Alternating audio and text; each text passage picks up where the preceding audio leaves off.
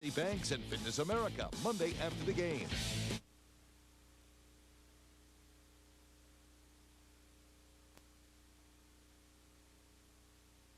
The last time these arch rivals met in College Station, the campus was still reeling from the bonfire collapse that killed 12 A&M students 8 days before the game. Even with the spirit of the 12th man galvanizing the Aggies, they fell behind early. But Texas A&M rallied from a 10-point second-half deficit for one of the most emotional wins in school history.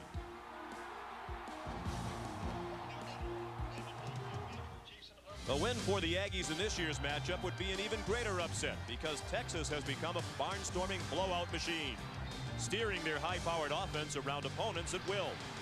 In 5 straight conquests, the Horns have kept adding machines busy all over the Big 12, tallying up scores at a dizzying pace, to the point where it's getting very hard for a mathematician, much less a defense, to keep up.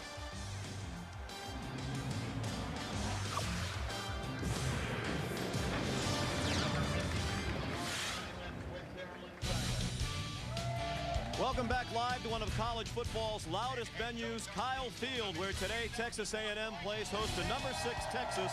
It has been a Thanksgiving weekend tradition since 1901. Texas is tied with Oklahoma in the Big 12 South. If the Longhorns are to win the division outright and advance to the conference championship game next weekend, they'll have to beat A&M today and hope for a major upset by Oklahoma State at Oklahoma tomorrow. Oklahoma wins the tiebreaker by virtue of its head-to-head victory over the Longhorns. Hello, everyone, and welcome. I'm Sean McDonough along with Ed Cunningham. We hope your Thanksgiving weekend is off to a terrific start. Certainly, the Texas Longhorns have been on a great roll since their only loss of the season against Oklahoma. They've won 5 in a row since then, averaging 47 points per game. And right now, the Texas coaches say Chris Sims is playing as well as any quarterback in the country. A lot of people, including myself, thought that Major Applewhite should have been the starter at the outset of the season. And Chris Sims struggled early on to make us think that we may be right. But of late, Sean, you are absolutely right. His mechanics have gotten better. He's always had a great arm, but he's able to set and throw. And with this bevy of receivers that he has been on fire. The first 5 ball games, 6 touchdowns, 6 interceptions. And in the last 5 games, amazingly, 16 touchdowns against 2 interceptions. But when you talk about Texas's offense, you have to talk about balance. And they developed that after the Oklahoma game, when they found a guy named Cedric Benson, a true freshman, played sparingly in the first 5 games. He's on his way to a 1,000-yard season. Not as strong as you think he is, not as fast until he starts running away from everybody. 105 yards, and he will become the first Texas freshman to ever run for 1,000. But he's going up a very stiff Texas A&M defense. As a matter of fact, that A&M defense has not allowed a 100-yard rusher this season. You have to go back 13 games to the last time somebody rushed for 100. Against the Aggies, they have some of the outstanding individual defenders in the conference. It's amazing, really, what they've done, how long A&M has had to stay on the field. And today there'll be some key matchups. One of them will be Sammy Davis, their very best corner coverback, will draw one-on-one coverage against Roy Williams. We'll find out early how that matchup goes out. The other thing that they have to do is get Gerard Penwright involved. He has not had a sack in the last 3 games. With this noise, him coming off the edge, getting any kind of clue, he could get a big sack early. A&M trying to avoid ending the regular season on a 3-game losing streak. The big problem lately has been the offense. The Aggies have not scored an offensive touchdown in the last 2 games against Texas Tech and Oklahoma, but they do have a terrific middle of the offensive line. A lot of injuries, but these 3 guys have started every single ball game. And the middle, Seth McKinney, the best center in all of America, here against Tommy Harris, a fantastic defensive tackle for Oklahoma. He is the key. If A&M's going to have any success, they've got to run it between the guards. This stadium is loud, in part because they practice. Last night, more than 25,000 Aggie fans showed up for yell practice. Among those in attendance, Texas Senator Phil Gramm. 2, 3,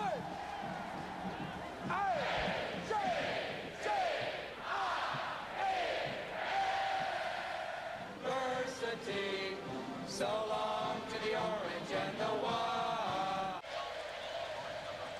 Welcome back to Aggie Land, where Texas has won only 1 time since 1983. That was in 1995. Down on the sideline, here's Leslie Goodell with R.C. Slocum. Sean, in 13 years as head coach here, R.C. Slocum's teams have only lost 7 games, but a tough task today.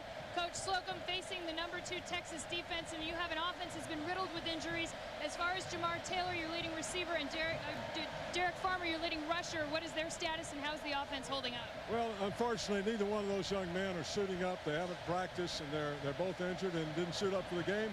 We'll start Keith Joseph at tailback and Terrence Thomas, a true freshman, at receiver. Coach, thank you. Chris Sims has said in the past this is the hardest place he's ever had to play. The noise is going to be at a fever pitch this afternoon, Sean. Indeed it will be. Mac Brown used Chris Sims at quarterback the last trip to College Station 2 years ago when Major Applewhite was sick. And Chris Sims and the Longhorns lost. Their only victory here since '83 was in 1995, the last Southwest Conference meeting between these two. David Pino will kick off. Pino's one of 3 kickers used by Mac Brown. The ball blew off the tee just as he approached it. And had trouble finding somebody who can kick off well consistently.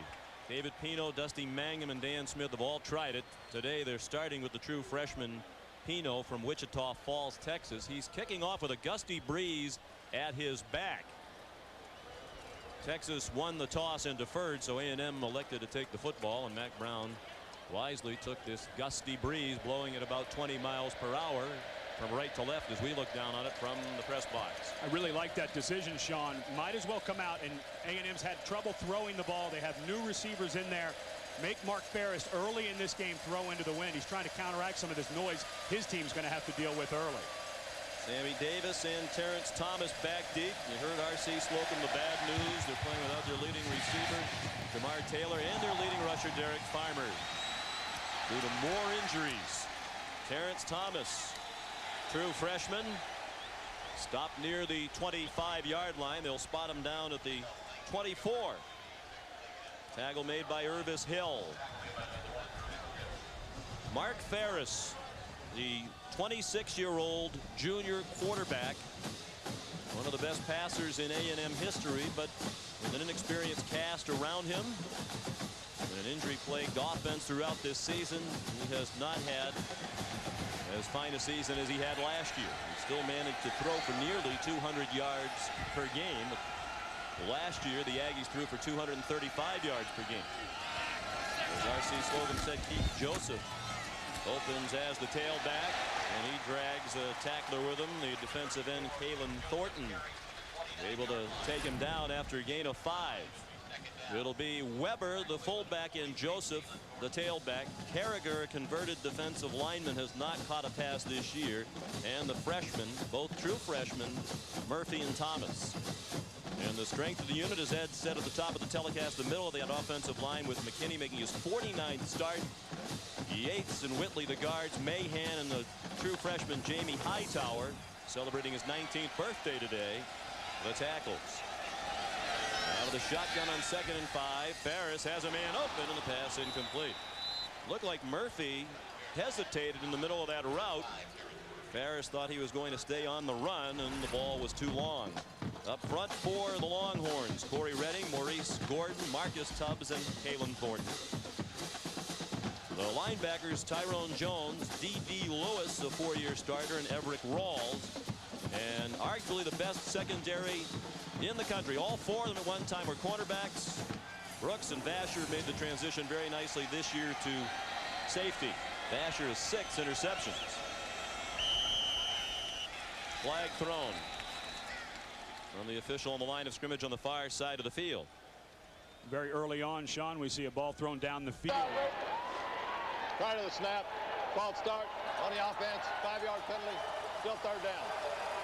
And you already mentioned that Terrence Murphy during that route stopped his route. You can't talk enough about Mark Ferris and the frustrating season he's had to have after the great year last year. Robert Ferguson went to the NFL early. Jamar Toombs went early. He lost all of his big play guys, and then guys that they were counting on got injured. And he's just getting guys lined up. He can't even make a lot of adjustments during the game because he just has to have guys running the right routes, and they don't do it all the time. 3rd down and 9 after the 5-yard penalty. Ferris in trouble as he rolls left, and he was forced to throw it away. He had Kalen Thornton in his face. And the beat goes on for this Texas A&M offense, performing at a historically low level. They're averaging 120 yards per game rushing, unheard of at A&M. That's their lowest yards per game rushing since 1970 when the Aggies went 2-9. And that was one thing coming into this year that Dino Babers, the first-year offensive coordinator, came over from Arizona, said they wanted to get back into this offense. They just haven't been able to do it with all the injuries. Cody Skates just did get the punt off, and they throw a flag as the Longhorns ran into Skates. A very short punt. That'll be down near midfield. It was 4th and 9, and it is personal foul roughing the kicker, and it'll be a first down for A&M. Looked like Dakari Pearson was the Longhorn who hit the punter. Well, Pearson diving in there, Sean. I don't know how that's a personal foul. I mean, he's diving over the top. I realize that the punter goes down, but to me, that looked like just running into the kicker, a 5-yard penalty. Against the defense, 15-yard penalty, automatic first down. Al Dowden is the referee. Skates limped off. They can't afford an injury to him. He doubles as their place kicker as well. Another circumstance due to injury is Chris Sims. Not the same Chris Sims, obviously, as the Texas quarterback was to be their place kicker, but he hurt his back and had to give up football in the preseason. And that's not the right leg you want to hurt if you're a right-footed kicker. That's the left ankle. That'll be his plant foot, Sean. Very important as he gets through the ball. I don't think he wants to hurt either foot. You're probably right. So it's Ferris in the offense. Back on the field. They can use all the help they can get. Keith Joseph tripped up at the line of scrimmage. No gain on the play. Time now for our Jeep game solutions. We've already seen with A&M, they did take a shot early to Terrence Murphy. Sometimes they get caught in that little screen game and they don't throw the ball down the field. For Texas on defense, they need to sniff everything out. We talk about how A&M likes to be a screen team, Sean, but you and I both agree to get this crowd into it. We expect something early from A&M, a double reverse pass, something like that. Texas needs to be disciplined on those plays. They bunch 3 wide receivers to the right of Ferris. Second down, he zings one that's deflected en route and falls incomplete, intended for Terrence Murphy. Derek Johnson, a true freshman linebacker who is their leading tackler for the season. 73 tackles, had the coverage. Sean, you know, we talk about all these injured receivers. Timing becomes such an issue. I'm not so sure that this ball was not intended for Terrence Thomas, who's running behind Terrence Murphy. No, that ball was thrown in there to him. It looked like he might have had Terrence Thomas over the top, but good coverage by Texas. Last time out for A&M, they had just 5 first downs against Oklahoma. And the A&M coaches think this Texas defense might be every bit as good as the Sooners. They're proving it so far. Marcus Tubbs with the sack. Back at the 33-yard line. The sophomore from DeSoto, Texas. Brings up another punting situation for the Aggies. And we said that the strength of this offense was its offensive line. Terrence Thomas was wide open on a post route. They were taking a shot down the middle of the field, had plenty of coverage for, or plenty of yardage for first down, and Marcus Tubbs beats his man in the middle and makes a sack. Skates, the punter, as you can see, limping on to the field and coming on a little bit late. The sack for Tubbs was his first. That might be a delay of game call or some movement along the line. Skates still reaching down at that lower left leg. He's hurting. And it's one thing if he banged it and it's not really that injured, you know, at least you would have time to go out and walk it off. He doesn't have time to do that. Snap, false start on the offense. 5-yard penalty. Still 4th down.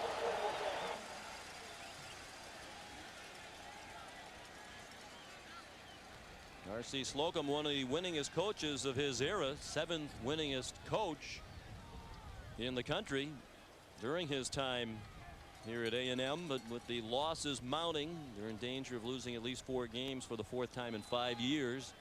Some of his critics have become more vocal.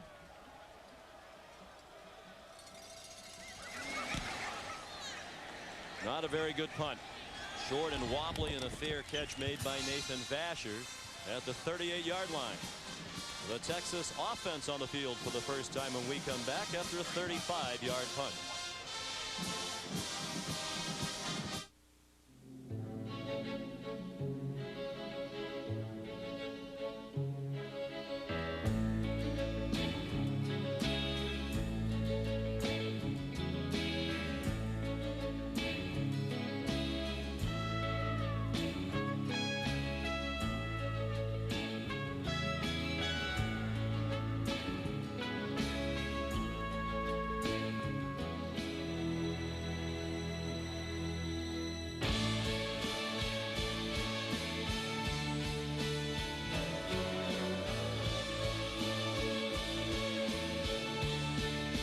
Put passion into everything you build.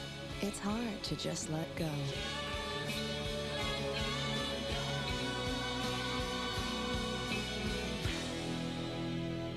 It's okay. They're all going to good homes.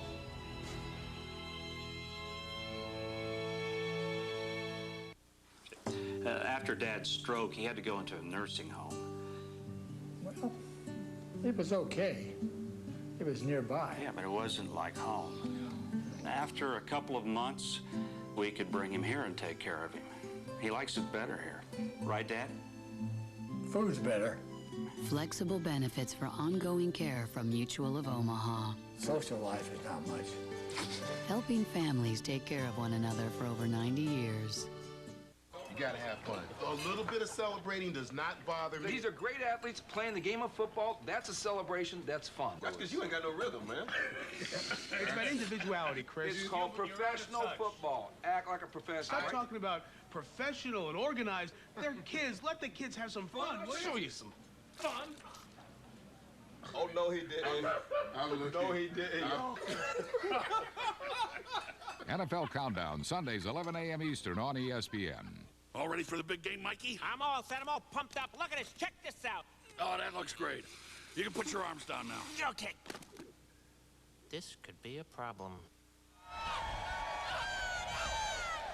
Beautiful day, nearly 70 degrees here in College Station, Texas. Chris Sims, as Leslie Goodell mentioned earlier, he said this was the toughest place he has ever had to play when he played here as a true freshman 2 years ago. And the Aggies came back to win that game 20-16. The lefty comes out throwing, complete to Roy Williams. And he's out of bounds, a little bit short of a first down. Run out by Sammy Davis. And that's a matchup of two of the best at their positions in the country. Williams, one of the top receivers. The Longhorns leading receiver now with 55, and Davis, one of the best cover men in the nation. Sims, the junior from Franklin Lakes, New Jersey, with the great pedigree, the son of the great New York Giant quarterback Phil Sims, who is reported to be here today. And Chris hopes that Phil is not wearing a Longhorn hat, or rather an Aggie hat, as he did here 2 years ago. Phil, about 5 minutes before the game, Cedric Benson on the carry and no gain on the play. Phil Sims needed some protection from the sun, so he went and bought a hat and bought an Aggie hat. Chris called it the bonehead move of the season. Benson with Trissel, the blocking fullback. Scaife, an outstanding tight end, and the great threats outside in Williams and Johnson. The veteran Matt Anderson, the center, starting his 34th straight game today. Kirk Hughes back after missing 3 with an ankle problem. And the enormous Mike Williams, listed at 6'6", 345 at tackle. Benson carries on 3rd and short, and if he got it, it's just barely. Gerard Penwright made the tackle. You know, Sean, you were mentioning Phil Sims, and he talks to Chris a couple of times a week. And early in the season, one thing that he was concerned about with Chris was his drops and how he did not get his feet set in his 5- and 7-step drops. And he's really improved that in the second half of this season. When he chatted with Chris, he said he talks to his dad every week, and usually his dad offers just 1 or 2 pointers. Brings the coaching to the Texas coaches. They're about 6 inches short of a first down. And it looks like Mac Brown is going to go for it. Why not, with the way this offense has performed? At an incredible rate, averaging 47 points per game over the last 5. Don't need to get fancy here. Just a little quarterback sneak. Get in behind that big offensive line, the right side. Take 1 step back. I would go behind Kirk Hughes and Williams. 4th and inches from the 48. It is Sims on the keeper, and it's 6'5", 225. Up about 20 pounds since he arrived on campus. He was able to advance the ball a yard and pick up the first down for Coach Brown and the Longhorns. It's amazing when you go back to what, as we look at the defensive line for Texas A&M, Rocky Bernard is who they think is their best overall lineman. Warren and Peroni, the rest of the front 3 in the 3-4 look. Penwright, their leading sack man. Ryan Gamble, the veteran linebacker, with Morris back from injury, and Rodriguez in the secondary. Weston and Davis, the corners. Big play, Jay Brooks back after being out a month. with a groin injury. Terrence Keel, their leading tackler, the safety. Roy Williams dropped right at the line of scrimmage by Sammy Davis. They call him the Candy Man for obvious reasons, as he shares the name with the legendary entertainer who made that song a big hit, and they say it fits because he sticks to the opposing wide receivers as well. Well, right now he's sticking way off of Roy Williams. He's get Williams one-on-one. He's giving him an 8- and 10-yard cushion. That time a really nice job of Davis closing on the short out pass to Roy Williams, and he's going to be tested all day by the 6'5" Roy Williams. Second down and long. Sims throws on the run, incomplete. He was under pressure as Ty Warren was in pursuit. Brooks and Gamble were coming on blitzes as well. So it'll be third down and just more than 10. And Mike Hankwitz, the defensive coordinator, this is exactly what he said to us, what he wanted to do. He wanted to get Texas into predictable situations so that when it's second and long, they can bring pressure. They can bring 1, 2, and sometimes even 3 more than Texas has in blockers. And that time, Sloan Thomas did not read the hot read, kept on his fade route, and Sims just had to get rid of it. 3 wide receivers. Brett Robin comes in at running back. He's a good receiver. The blitz gets him. Terrence Keel.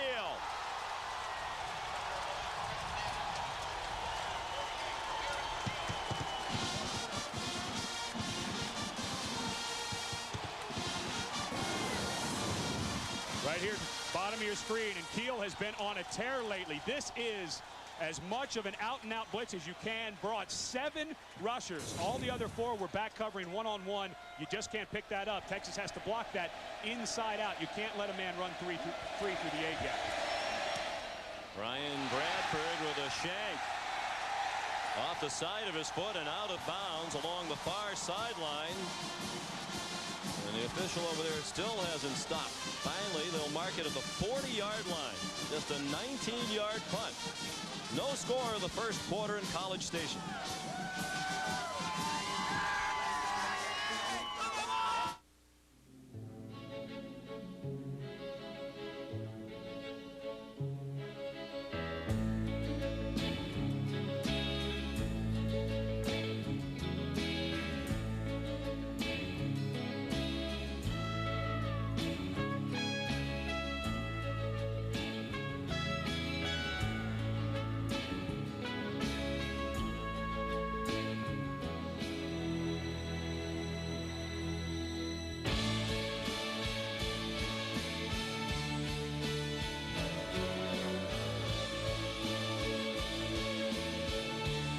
When you put passion into everything you build, it's hard to just let go.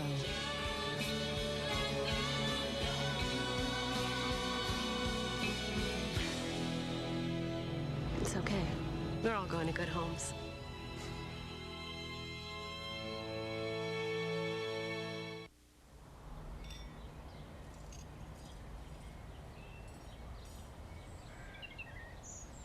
You can slow down investing.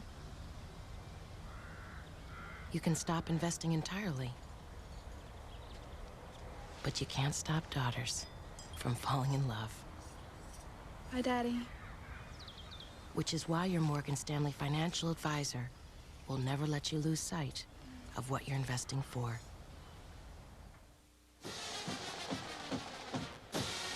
Mac Brown, the Tennessee native, in his 4th year as head coach at the University of Texas. They've won exactly 9 games in each of his first 3 seasons.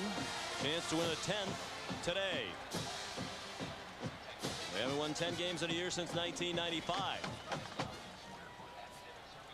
After the shanked punt, Mark Ferris in the offense with it 1st and 10 at their own 40-yard line.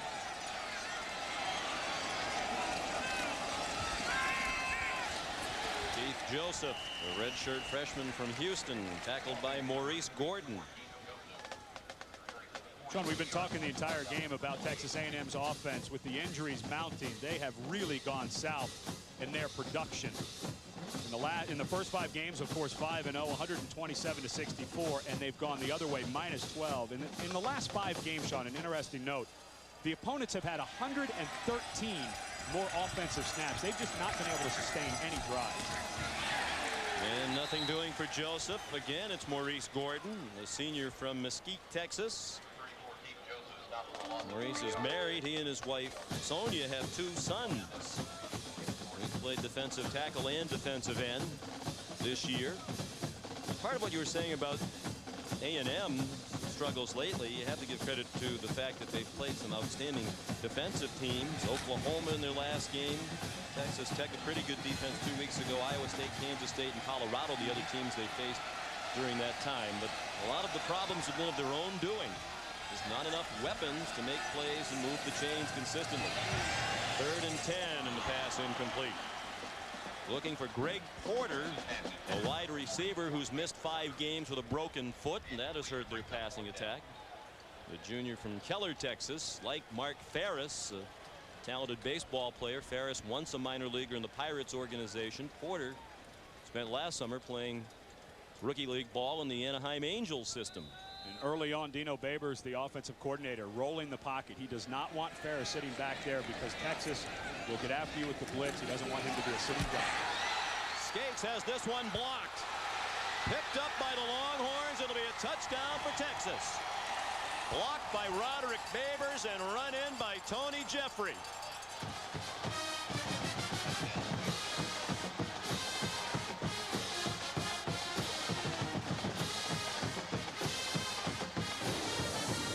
Punt in a row for Texas A&M that Mac Brown has come after, and Babers comes clean off the left side of the protection of A&M, Sean. They went after it early, probably to try to get some momentum, but now that Cody Skates has a bum left ankle, Mac Brown is going to continue to come after him. Nice job by the starting cornerback Babers. 5th time Texas has blocked a punt this year. 2nd that Skates has had blocked. Dusty Mangum kicks the extra point. It's a 23-yard return to the block punt. Babers blocked it, and Tony Jeffrey carried it to 23 yards. And the Longhorns lead 7-0. 7:44 left in the first quarter in College Station.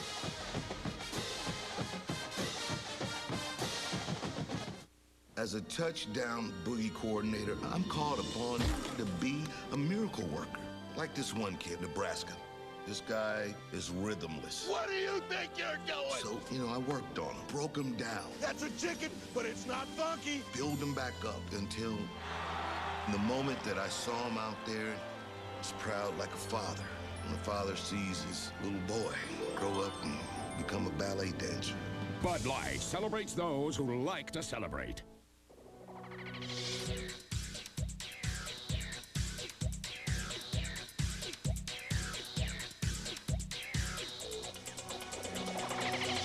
Great car at a great rate. Call or click Thrifty.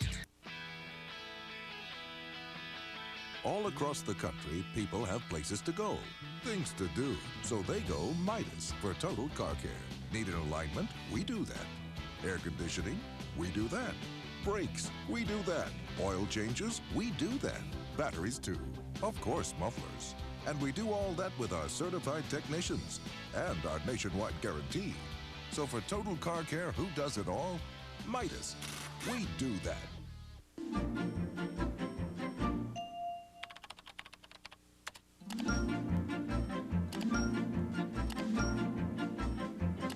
For a great car at a great rate. Call or click Thrifty. He holds the key to a doorway she never imagined would lead to her own past. How did you know my name? A new alias, ABC Sunday. Welcome back to our Thanksgiving feast of college football here on ABC Sports, presented by Siemens. Texas, the great offense, the great defense, and the special teams to match. The block punt, run in for a touchdown, and it's 7-0 Longhorns, and David Pino kicks off again. Terrence Thomas and Mickey Jones. It's the freshman Thomas. He is belted down shy of the 20-yard line. He was hammered by Bo Trahan.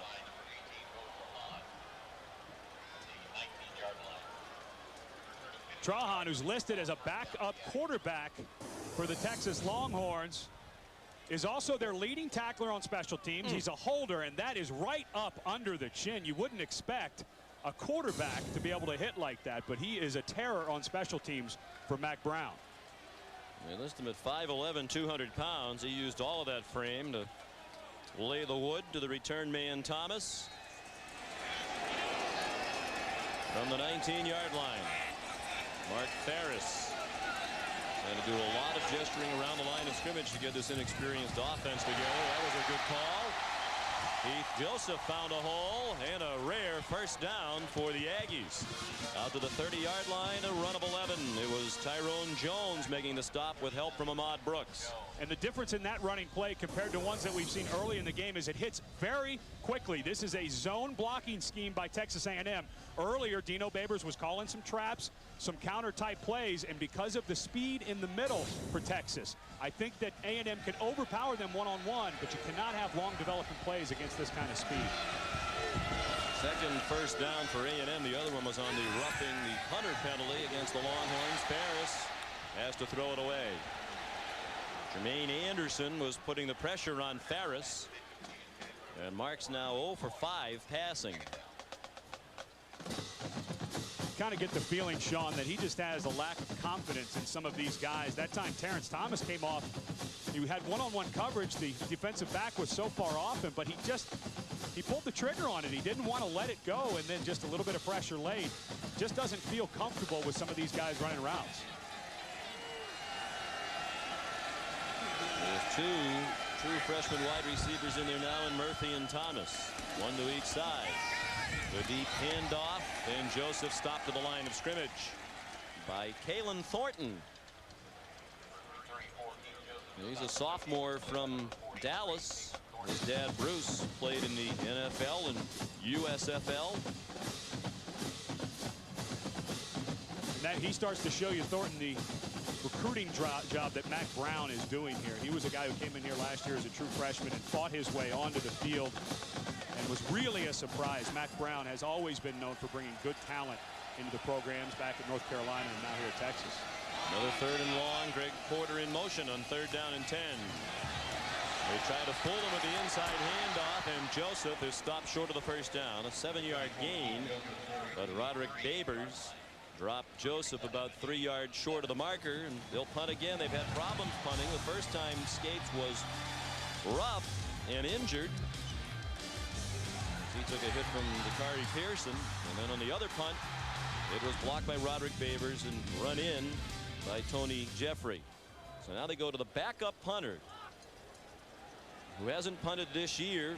He's certainly not wearing the punter's number. Don Muehlbach, who is the backup long snapper as well. Punting into the wind, and it's a very short, ugly-looking kick, end over end and out of bounds between the 40 and 50-yard line. They're going to mark it. They're still going. They'll mark it at the 47-yard line, just a 15-yard punt. ABC Sports presentation of college football is brought to you by Chrysler. Drive equals love. By Bud Light, for the great taste that won't fill you up and never let you down, make it a Bud Light. And by Mutual of Omaha, providing insurance and financial services. A game that A&M needed just about everything to go right. Being at home helped, but now you've got a part of the game. Mac Brown talks about his special teams. They're in the top 2 or 3 in every statistical category in special teams. Now they have the backup punter, who's really the snapper. Wouldn't be surprised if they get another block before this one's over. Cedric Benson. A gain of 2. Let's check in with John Saunders at Times Square Stadium. Sean, here on the Burger King update. Southern Miss, East Carolina. David Garrard with a pitch to Rich Alston, and watch this pass. This is the 2nd touchdown pass he's thrown this year. On the money to Torrey Morris, 51 yards, 22-16. They get the 2 points after, but trail 25-18 at halftime. The Pirates of ECU involved a lot of high-scoring games. They score a lot, they give up a lot. Sims, with his man covered, threw it away. He was looking for Roy Williams, but Sammy Davis was right there. Davis was looking forward to this game for a lot of reasons. Last year, when Sims lit up the Aggies for 383 yards and 3 touchdowns, Davis was playing on a sprained ankle, said he was about 65%. R.C. Slocum said he probably shouldn't have even been on the field. Well, he was looking for a chance to atone for his problems last year. And sometimes in these rivalry games, these coaches need to go with what they see. And last year, R.C. said Sammy Davis was so gimpy during the week, but he fought to get on the field, and it was a bad decision. Aggies showing blitz, moving along the line. No flag now. The pass is caught. First down. Sloan Thomas into Aggie territory at the 38-yard line. Out to the 38-yard line. First down. Looked like Ty Warren was across the line of scrimmage at the snap, but the officials did not throw a flag. Thomas with the reception, his 24th of the year, the sophomore from Houston. So difficult, Sean, when you're going up against this Texas offense because of the weapons that Chris Sims has. Sloan Thomas, B.J. Johnson, and of course Roy Williams. 3 incredible sophomores. Last year, all 3 of those guys had touchdowns in that amazing third quarter against A&M. Sims to throw on first down. Benson was open, wide open in the flat, and Chris threw it too far out in front of Cedric. Maybe a little wound up early. Very emotional player. He felt the pressure early, Sean. He talked about last year, especially at the end of the season. He felt like he had to go out and make so many big plays. Well, in this offense with these players, and now you add Cedric Benson in, Mac Brown and his coaching staff have said just play within the system, and he started to do that. But it looks like he might be just a little geeked up early in this big game. Sims 3 out of 6. 21 yards. He's been sacked once. 2nd and 10 from the Aggies 38. A bullet to Roy Williams. He ducks under the tackler at the 32-yard line. Gerard Penwright credited with the tackle. The junior, son of a Baptist preacher. Gerard leads the team Bible study every week and leads them in prayer services before every practice as well. And right now, the way Texas is playing offense, they're trying to get Penwright out of the mix with 3 and 4 wide receivers. Mac Brown and Greg Davis, his offensive coordinator, are trying to get their best pass rusher away from the line of scrimmage. 3rd down and 4. The Horns lead 7-0. Sims throws it out. It's dropped. Very nearly a lateral, but waved down as an incomplete pass. B.J. Johnson couldn't hang on. Christian Rodriguez thought it might be a lateral and took off with the ball, but it was ruled a forward pass. And it'll be 4th down, and the field goal unit is coming on. He throws it right on the yard stripe. Sean, I think that's a lateral. Tough to tell from that angle. Here we'll get a better look at it, but Rodriguez had the right thought. That looks like a lateral to me, Sean. If anything, it was not parallel to that line. It looked like it was going away from it. 49-yard field goal try for Dusty Mangum with the win, but he pushes it to the right. He has the leg to do it. Made a 51-yarder earlier this year against North Carolina. With a gusty breeze at his back, he didn't get it very high in the air and missed wide right. So the Aggies survive the 15-yard punt. Sean, I think this might be a lateral. Let me know what you think. Take a look and see if this ball, as it travels down the 35-yard line, see if it doesn't go back just a little bit as Sims releases it out into the flat. And he's throwing it from just beyond the 36, and that's just about where the ball hit the hands of Johnson. 1st and 10.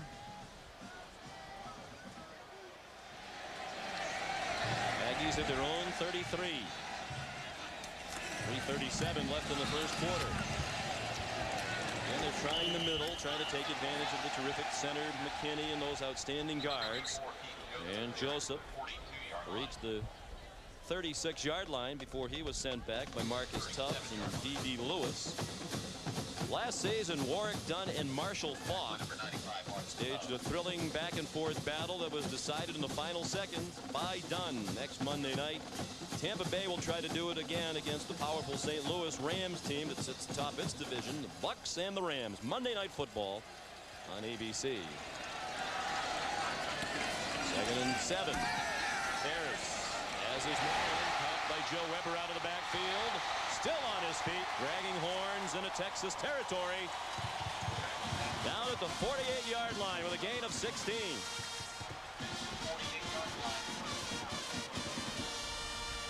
And Texas has so much faith in their defensive backs that they're playing one-on-one coverage over to the left. They have a little bit of help from Ahmad Brooks. But the tiny little play fake there, and what an excellent fake by Joe Weber. He's such a talented fullback. Used to play tailback, so good out of the backfield. He went fake like he was going to cut block. So the linebacker who had coverage on him thought that it was a run. Very nice fake by Joe Weber. First completion for Ferris. 1 for 6. Joseph hammered. Looked like he had some running room, but he decided to run right into Everett Rawls. Looked like he had holes to either side of Rawls, but he had a head-on collision with Everett, the senior from Texas City, Texas. And Sean, we mentioned that Derek Farmer, the guy who usually plays running back, is out. A really nice lead block. It did look like if he took that to the left, there was space. But here's a guy who has not practiced a lot with the first unit. Because that Derek Farmer has been their starting running back the last half of the season, sometimes they don't have a feel for all those different plays. 2nd and 10, and Ferris couldn't even complete his drop. Maurice Gordon, who's had a terrific first quarter, drops Ferris for a big loss back at the A&M 45. A loss of 7 on the play. Little miscommunication. Here's Gordon lined up in the shaded nose, and Seth McKinney, I believe, was thinking he was going to get help from Taylor Whitley. You have to determine as the center. You have to tell your guard if you're saying that the defensive tackle is on the guard or on the center. That time miscommunication by McKinney and Whitley, who've been playing together for the last 2 years. A little surprised that they wouldn't get that straight. 3rd and 17. 4-man rush, and still Ferris flush from the pocket. Terrence Thomas tripped up well short of the first down. He made it to the Longhorns 44, but he's still about 7 yards short. Everett Rawls, the 3-year starter at linebacker, able to upend him from behind and force a punt, and they're going back to the starting punter, Skates, who was hit on the first punt attempt of the day and hurt his leg, had a second one blocked. Then they went to the backup Muehlbach for the last punt. His only punt went 15 yards. Now it's Skates and a timeout called by Texas. Timeout taken by Texas. Coming up next, ABC Sports Thanksgiving Feast presented by Siemens continues. A trip to the Big 12 championship game will be on the line when top-ranked Nebraska battles number 15 Colorado.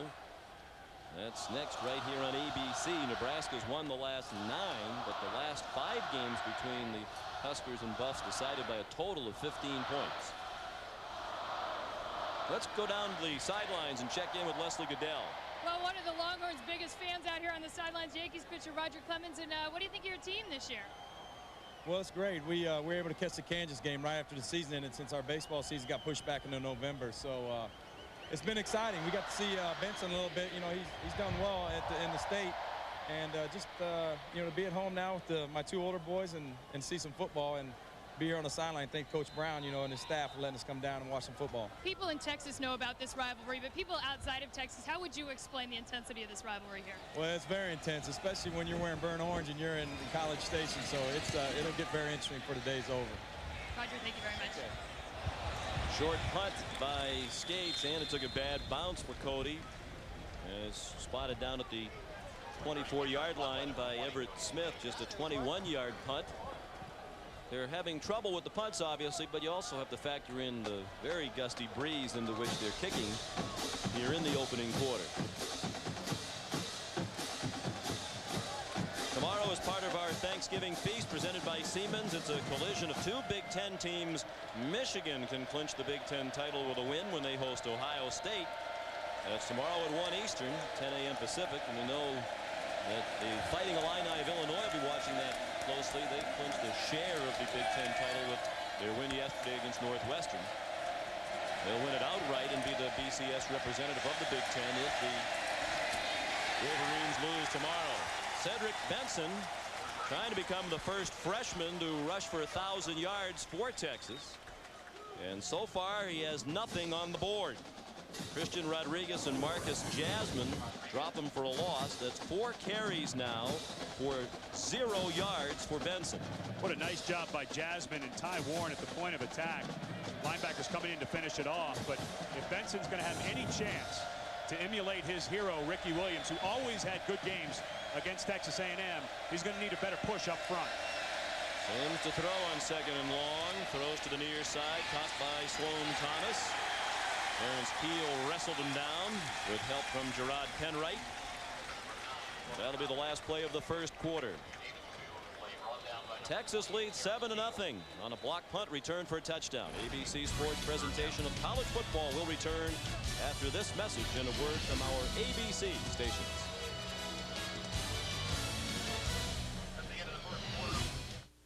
Circuit City presents The Big Picture. In 1998, Texas A&M and the Kansas State Wildcats battled until double overtime in the Big 12 championship game. In the second OT, A&M's Sir Parker scored the winning TD on a 32-yard reception. What you may not have known is that at the end of regulation, Kansas State had a chance for the win. But quarterback Michael Bishop's Hail Mary went unanswered.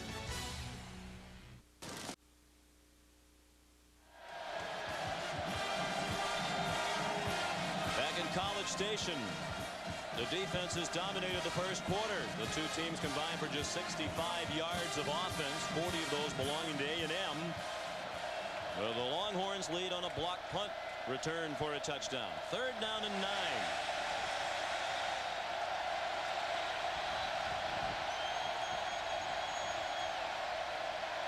Sims throws incomplete. Well, the official saying he caught it. Sammy Davis ripped the ball out. The ball came out quickly, but the officials ruled that Roy Williams had it long enough to be a catch and a first down just across the 34-yard line. Can't ask for better one-on-one coverage for Sammy Davis. The out route, a really nice throw. There's a linebacker out there. Yep, he had the ball for at least 2 steps before. That ball looks like it's bouncing around a little bit. I'm not sure he ever had it secured, and his arms are up against his chest.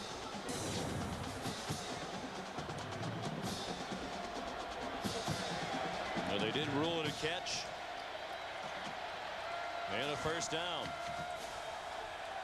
Sims 6 out of 10 for 39 yards. Benson alone back. He takes the pitch. He's in trouble and down back at the 30 in the arms of Christian Rodriguez. Rodriguez, a 5th-year senior, pretty much a backup his entire career. They didn't know what to expect. Nice job lining up on the outside. He read this almost like a quick reverse toss to Cedric Benson. But Rodriguez has really stepped up nicely this year. Was a backup for 4 years, continued to work hard, and has been very productive. 5.5 sacks, and he's always in the backfield of the opponent. Minus 4 yards rushing now for Benson. 2nd and long on the draw. Benson again ran into Ty Warren. You talked about Christian Rodriguez on the previous play and his perseverance waiting to become a starter. He is an amazing young man, born in New York City, lived in the Dominican Republic from the time he was just a few months old until about age 6. Never knew his dad, who abandoned his family when Christian was a very young boy. His mom went to jail for selling drugs when Christian was 12. He lived with friends and relatives for 2 years in high school. He lived with his high school coach, graduated in the top 5% of his class, was class president 3 years, and now here at A&M a standout. Sims' arm was hit by Gerard Penwright. And the Aggie fans into it as the Longhorns will have to punt. Penwright, another guy who had to bide his time here at Texas, lined up as a defensive end. Him and Rodriguez, the outside linebackers. An excellent job working on left tackle Robbie Doan. He has a move called the club. It's a lot like what Reggie White used to do. That time he just used the rip to get by onto Sims. Some of his teammates don't like it when Penwright uses that club move in practice. He's flipped a couple of offensive linemen right over. Bradford punting into that big win, and he's victimized by it. The punting has been dreadful on both sides here this afternoon. A 17-yard punt by Brian Bradford, and the Aggies will take over near midfield. ABC Sports presentation of college football brought to you by Pontiac. What would you do with some Pontiac excitement? By AT&T, let your business, let your life be boundless. By Circuit City, we know how you feel. That's why we're here. Circuit City, we're with you. And by Morgan Stanley Financial Advisor, who will never let you lose sight of what you're investing for. Here in Aggie land, the Aggies 1st and 10 at the Texas 46-yard line, and nothing doing for Joe Weber. A loss as he's cut down back at the 49 by Maurice Gordon, who's had an outstanding first half at defensive tackle for Texas. We were talking to Dino Babers, the offensive coordinator for Texas A&M, and he was talking about getting some runs downhill early. Well, they're doing a couple of things where it's taking a little too long. Although that was a fullback dive, there was a fake to Joseph, the tailback, before the handoff. And this defense from Texas, which statistically is actually better than Oklahoma's great defense, there's just too much speed. They've got to start pounding with some zone runs. Take the inside handoff. Terrence Murphy doing the best that he could, but he swung down for a loss by Derek Johnson. They'll mark the ball at the 45-yard line. But a loss on the play of 7, and the A&M offense going in reverse. And really, Carl Reese, the defensive coordinator from Texas, expected a lot more plays like that. He said A&M is truly a screen team. That time, obviously, all week. They've had 2 weeks to prepare, Texas has. They've been seeing that in practice. That time they had too many guys over there. Today's 1st and 10 line is brought to you by Pontiac.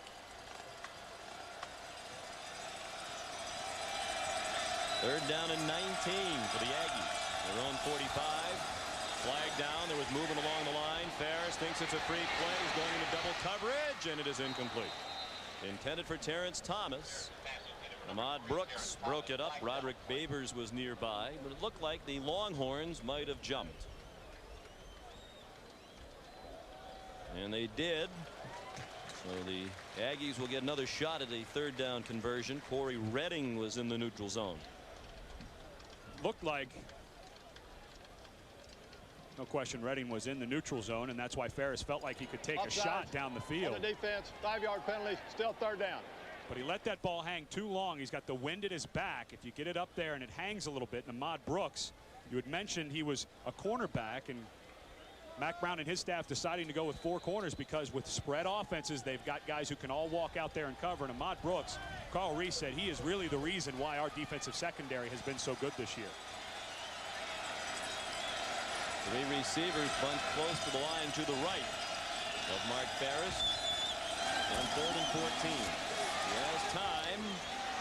And the ball's way too long. This is an offense that's just totally out of sync. Terrence Murphy, the intended receiver. Quentin Jammert had the man-to-man coverage with help from Ahmad Brooks. Ferris now 3 out of 9 for 20 yards passing. And Skates comes on to punt again. This is reminiscent of what we saw Texas A&M against Oklahoma a few weeks ago, that the offense, too many 3 and outs, and the defense, which is playing at such a high level, is going to start to wear out. Skates under pressure again, gets it up into the breeze, a wobbly kick. They're in position to down it inside the 10, and they do. Caught out of midair by Byron Jones at the 7-yard line. A 43-yard punt. The Aggie defense has been terrific, but Texas still leads by 7. What would you do if someone passed you the keys to a Pontiac Grand Am for a week?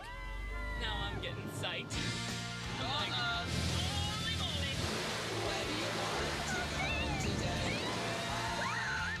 can't believe I did it. Oh my god! How do you feel? So excited. Gonna grab me. It's state number 3, right? I'm telling everybody for the rest of my life about this. So what would you do with a Pontiac Grand Am?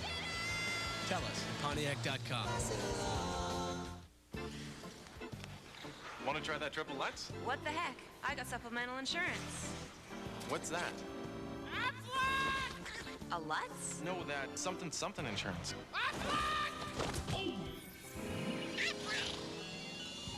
Even the best insurance doesn't give you cash for things like lost pay and other expenses.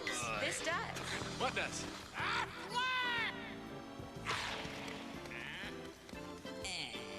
Aflac. Ask about it at work. Behold the legendary Lord of the Rings. Behold Gandalf the Wizard. Behold Frodo the Hobbit. And now they're not just to behold, they're to be held. Now at Burger King, when you behold and buy a Whopper value meal, even when you hold the pickles, get a magical Lord of the Rings light-up glass goblet, just $1.99 each. Collect all 4 and behold Strider the Ranger and Arwen the Elf. They're all yours to have and to hold. The adventure begins here. What would you do if someone passed you the keys to a Pontiac Grand Am for a week? We're going to drive as fast as we can to San Francisco. We're doing big things at the Pontiac Grand Am. Big things, baby. 3-car park, next 3 exits. How do we get to 3-car? Vegas! This is like living a dream, baby. Yeah! Welcome to Vegas, baby. We on the strip, baby. On the strip. Oh, yes! Girls gone wild at the Bellagio. Yes. So what would you do with the Pontiac Grand Am? How you doing? Tell us at Pontiac.com. Come on, let's go, baby. Come on, yeah, baby. Washington, Miami, or Notre Dame, Stanford, Saturday night on ABC. 11 and a half left in the first half. Texas leads 7-0. The Horns have just 29 yards of offense. Cedric Benson picks up 3, but he still has rushed for just -2 yards today as his Texas A&M defense is shutting down all the big weapons for the Horns. These are the guys you got to shut down. Roy Williams, Chris Sims getting hit hard by Terrence Keel, and a really nice job by this defensive front of Texas A&M. That's a big, powerful offensive line that they're going up against. And Cedric Benson, -5 yards, now 110 yards from going over the 1,000-yard mark.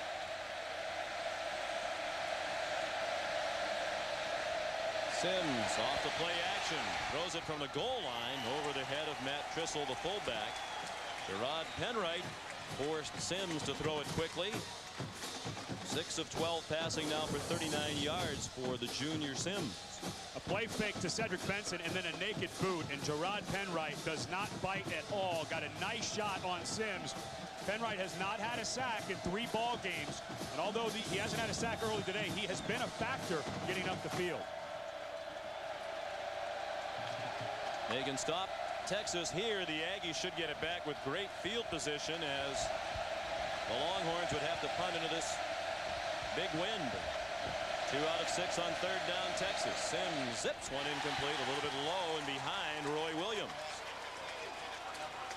So this high-powered offense, averaging 41 points per game for the season, 4th in the nation, has done next to nothing. 32 yards so far for the Longhorns of offense and 3 first downs. Nearly 4.5 minutes into the second quarter. Such a nice job by Mike Hankwitz, giving different looks to Chris Sims. He looks a little bit confused right now. Brian Bradford standing in the end zone. Low wobbly punt. Mickey Jones caught it at the 40 and is knocked down after return of 1 yard. Irvis Hill, another special teams tackle, his second of the day. A 30-yard punt, a 1-yard return. Time now for the Aflac trivia question. In 1956, the Aggies were 9-0-1 under Bear Bryant, which 2 co-captains of that team went on to become NFL head coaches.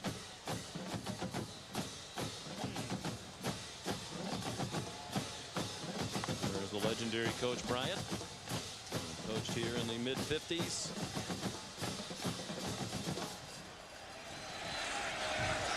Texas A&M with 31 yards of offense and 3 first downs so far.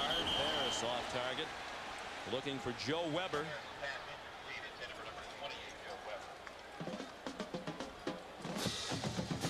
I think Dino Babers, the offensive coordinator for R.C. Slocum, they're moving the pocket, and Ferris just does not look sharp as he's running around trying to throw it. He usually moves and throws very well. They might want to try to get something just to get some kind of rhythm for Ferris. He's not had a very good start. He's had a couple of guys open, just 3 of 10 for 20 yards so far. But maybe just something short, a little out route or something, so he can get some kind of flow into the game. Running the option. Juggling catch made by Joseph. He puts his head down and gets near a first down at the 30. He's about a yard short. Ahmad Brooks made the tackle. Keith Joseph was a guy that earlier in the year was starting before they discovered Derek Farmer, who's out with a hyperextended knee today. This little option look, you're not going to see a lot of this. Very nice hands by Joseph bringing that in, but he's 221 pounds. He's not a shifty guy. He's going to run right into some people. 105 yards rushing early in the season against Wyoming, so he's been there and done that. Full house backfield in 3rd and short. Weber, first down to the Texas 26-yard line. D.D. Lewis and Quentin Jammer made the tackle.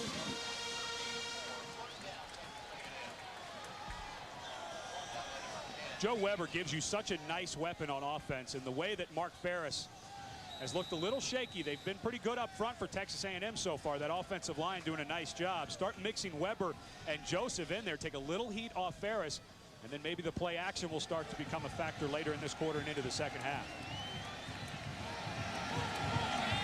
Aggies taking advantage of the good field position, trying to score for the first time in more than 9 quarters. Touchdown, that is.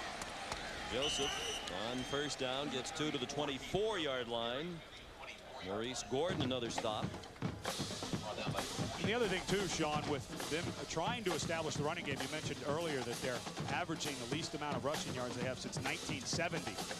But they have to give this defense a rest as well as they played.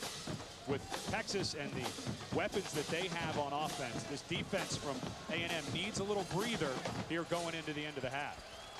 A&M does have a 4-minute advantage in time of possession right now, 12 and change to 8 and change. Harris on second down, again the design rollout. Has his receiver at the 20-yard line, but the ball comes out of the hands of Mickey Jones. An incomplete pass. And it'll be 3rd down and 8. You mentioned these defensive backs for Texas and the way that Texas is lining up and playing defense today, because they know that A&M has struggled. These guys are going to be one-on-one all day. Quentin Jammer, we haven't called his name today, a Thorpe Award finalist for Texas, because he has locked up every receiver, one of the most physical defensive backs, and he plays opposite Roderick Babers. They are an amazing tandem.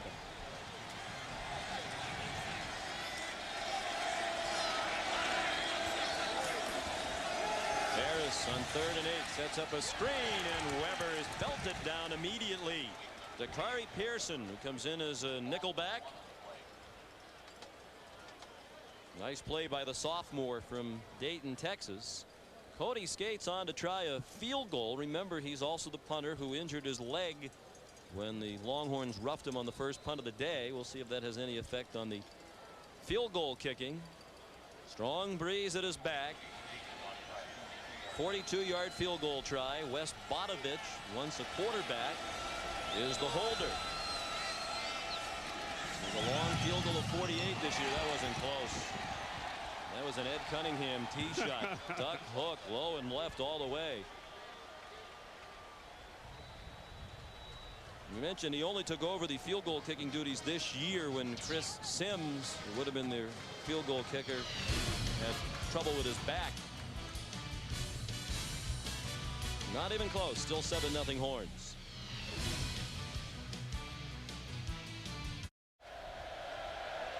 Sean McDonough, Ed Cunningham, Leslie Goodell back in College Station, Texas. Defenses continuing to dominate. The Horns lead 7-0 on a block punt return for a touchdown. Cedric Benson stacked up again for no gain. Amon Simon, a backup linebacker, leading the defensive surge. He's a senior from Houston. You go back and you look at the kick by Cody Skates. Watch how gingerly he runs up to this ball. He has no force with his left foot. He's trying to do everything with his right foot.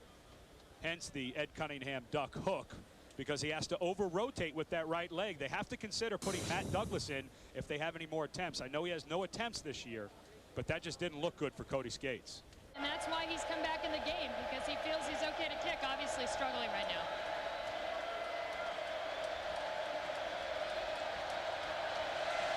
Second and 10 from the 25. Benson still with -2 yards rushing on 8 carries. Lots of room this time for Roy Williams. The ball's out, and it is kicked out of bounds. Nothing but Aggies around the ball, and they kick it out of bounds. And that's the way it's gone of late for Texas A&M. Not only they kick it out of bounds, but it added yardage to the play for Texas out to the 44-yard line. Sean Weston, who was covering one-on-one with Williams that time, gets in there, and Roy Williams just didn't lock that ball away. That was nothing special by Weston, who, like Sammy Davis, giving plenty of cushion to the very speedy Roy Williams, and Roy just needs to lock that ball away a little more. And Sean, that's another 8 or 9 yards. You're right, things just cannot go right for Texas A&M. Tillman Holloway, number 61, has come in at guard for Antoine Kirk Hughes. He was a starter last year. He has plenty of experience. 1st and 10 from the 36. Midway through the second quarter. Sims. Almost intercepted by Amon Simon.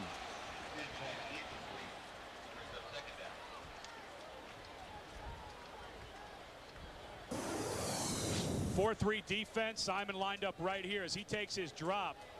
Every quarterback will tell you, the linebackers, they're like UFOs. You just don't see them. Nice drop by Simon. The quick slant route into the receiver, and Simon's going to be beating himself up for a long time because he may have returned that a long way.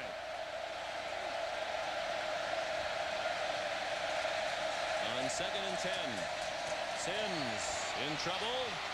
He's across the line, pulled down from behind at the 42-yard line. A gain of 6. Linus Smith, the backup defensive lineman who plays a lot, made the tackle. He's a sophomore from Tyler, Texas, a cousin of the Aggies wide receiver and punt returner Mickey Jones.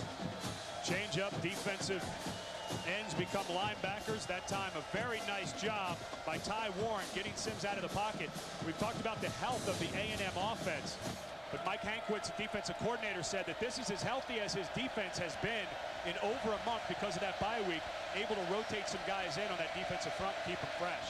Empty backfield, 5 wide receivers on 3rd and 4. They blitz against it.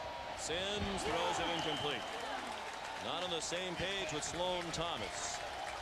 Byron Jones had the coverage, and the Longhorns will punt again. Sims won for his last 6 now. And here's where that wind starts to become a factor now that the quarter has changed. Now Texas will be punting into the wind.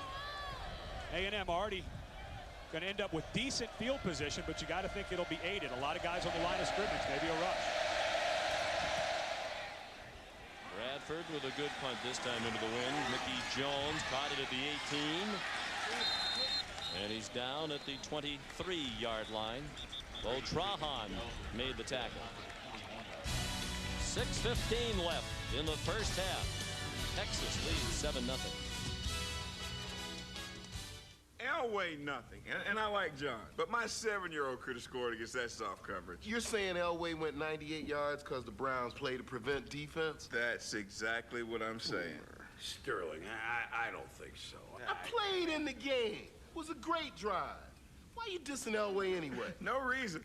But what are you going to do about it? Come on, won't you cry about it? Come on. Sterling. Do it again. NFL Countdown, Sundays, 11 a.m. Eastern on ESPN.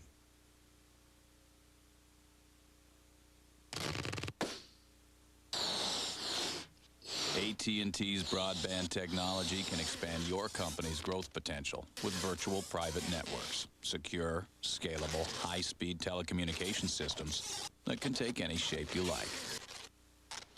Hey, to each his own.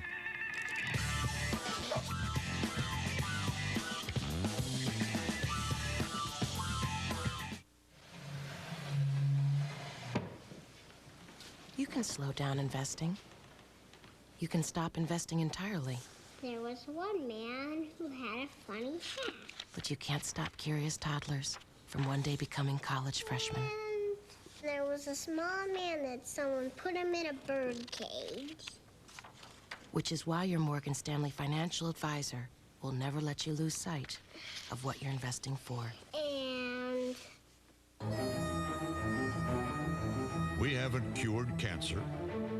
We don't know how to close the hole in the ozone layer. We can't control the weather or the crops or hunger. We can't keep the sun from burning out one day. And we can't stop war. yet. We're Texas. ABC Sports Thanksgiving Feast is presented by Siemens. Siemens, global network of innovation.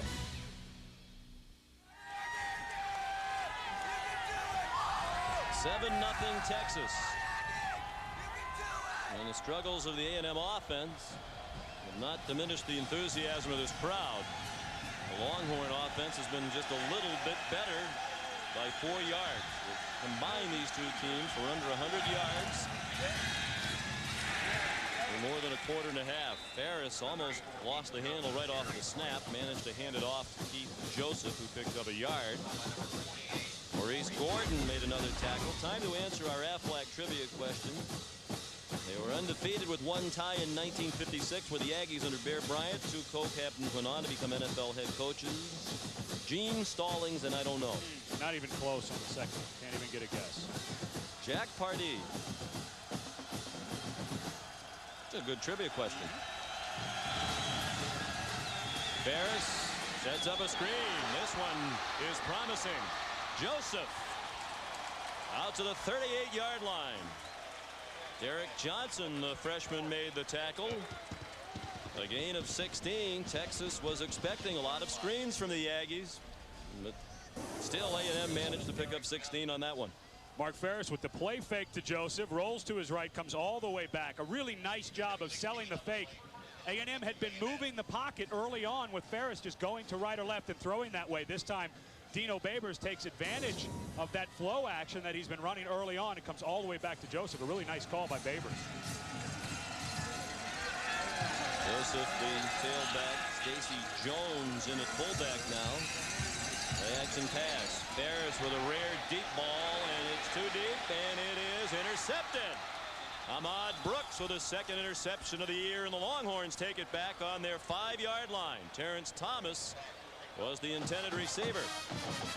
You cannot discount how strong this wind is, Sean. And Mark Ferris was used to throwing into the wind in the first quarter, comes out in the second quarter, now throwing against the wind. In golf, it would be, I would say, about a 2-club wind. He's just got to take some off of this ball.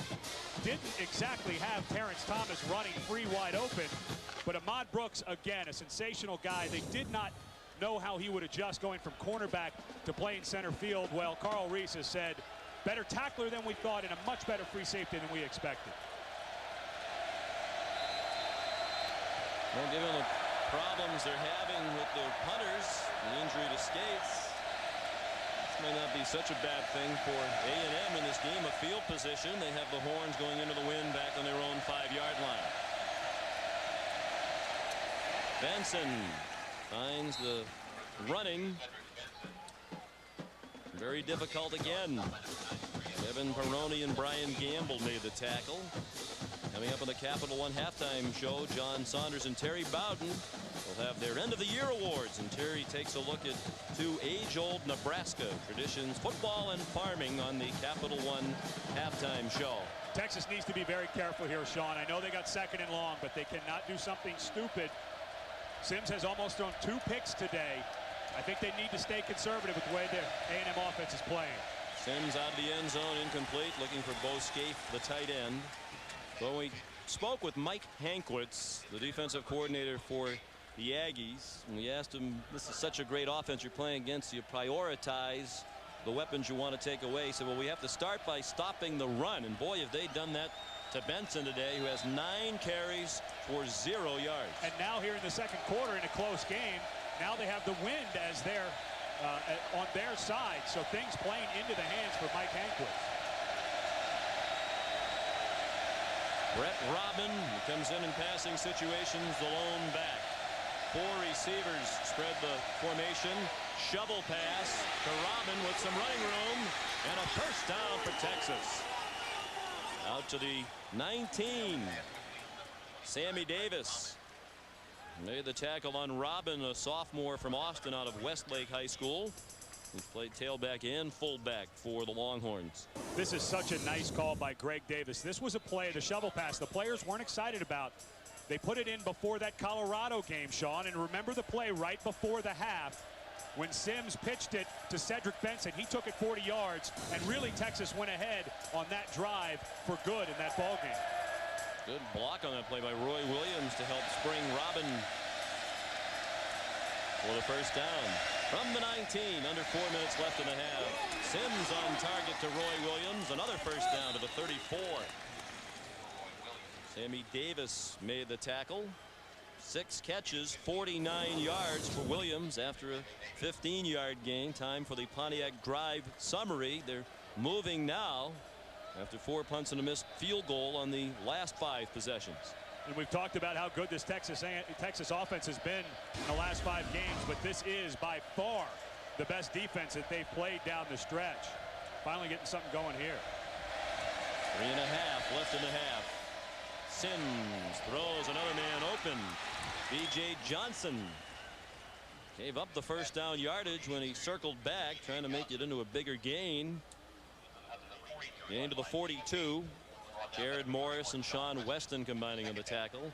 A gain of 8 for Johnson, a sophomore from Grand Prairie, Texas, on his first catch. And now Chris Sims is starting to get comfortable in the pocket, starting to be able to set his feet and deliver strikes. No one has ever questioned Sims' arm strength, and if Texas A&M allows him to set up in the pocket, it'll be a long second half. Benson carried for the first down. That gets him into the plus column in rushing yards for the day. It's his longest run of the game, a 4-yard gain. Bear in mind that the longest run this season against the Aggie defense, 22 yards. And nobody has gone over 100 yards. The closest to that was Tatum Bell of Oklahoma State. They've gone 13 games without giving up a 100-yard individual rusher. Bell rushed for 94 against the Aggies this year. 10 carries, 4 yards rushing now for Cedric Benson. On first down, Sims forced to pull it down, and they pull him down near the line of scrimmage. Rocky Bernard had Chris around the legs. A senior from Baytown, Texas. Primarily Texans on these 2 rosters. Most of the recruiting done in state, and a lot of these players know each other very well from their days in high school football. That adds to the rivalry. And the reason that Sims not able to find anybody downfield, that was just a 3-man rush. Drop 8 by Texas A&M, and a good job of those 3 rushers not giving up, because Sims could not find anything open downfield. 2 tight ends in the game. On the delay, Benson. Pulled down by Harold Robertson with help from Brian Gamble. A 2-yard pickup for Cedric. He joined us late. Benson, a true freshman from Midland, Texas. Started the day needing 105 yards to become the first freshman to rush for 1,000 yards at the University of Texas. Max Brown said he thought it was very important that they get that done. A 1,000-yard season is a benchmark for a program. It helps you recruit running backs. And he's going to have a monumental second half. They're going to get that done. Timeout called by A&M.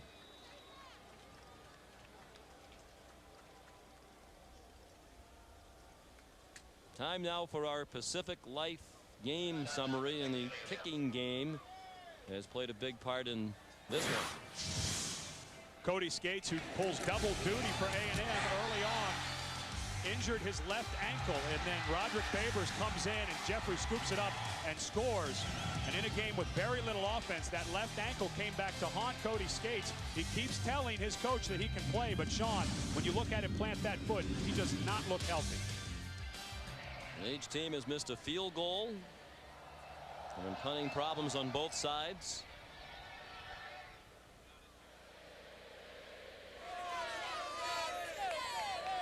Next Saturday night, the top 2 teams in the Big 12 will battle it out for the conference crown and an automatic BCS bid, the Dr. Pepper Big 12 Championship. Next Saturday night, live at 8 Eastern, 5 Pacific. Of course, Nebraska and Colorado play later today here on ABC Sports. The winner of that one will represent the North. Oklahoma will represent the South if the Sooners beat Oklahoma State in the Bedlam Series tomorrow in Norman. Texas needs a win in this game and an Oklahoma loss tomorrow Mac Brown knows that's not very likely, but he feels with a win today, the Longhorns would have a great shot at being one of the 8 teams selected in one of the 4 BCS bowl games. Maybe 10-1. 1:08 left in the half. Sims on 3rd down, deflected pass, incomplete. It was intended for Bo Scaife, the tight end. After it caromed off the traffic, it hung in the air for a while. Ryan Gamble had good coverage. He's the son of an outstanding player, Lucky Gamble, who played at Baylor and is now a successful high school coach here in the state of Texas. Ty Warren, and there at the nose guard position, was a defensive end last year, moved back out. He's also playing a great game, getting consistent pressure on the quarterback. And Bradford running into the breeze. Mickey Jones from the 11 makes the first man miss. But that first man got back up and tackled him. Good stick-to-itiveness by Michael Ungar, a special teams standout. He tackled the Kansas punter for a safety in their last game, a 59-0 win over the Jayhawks.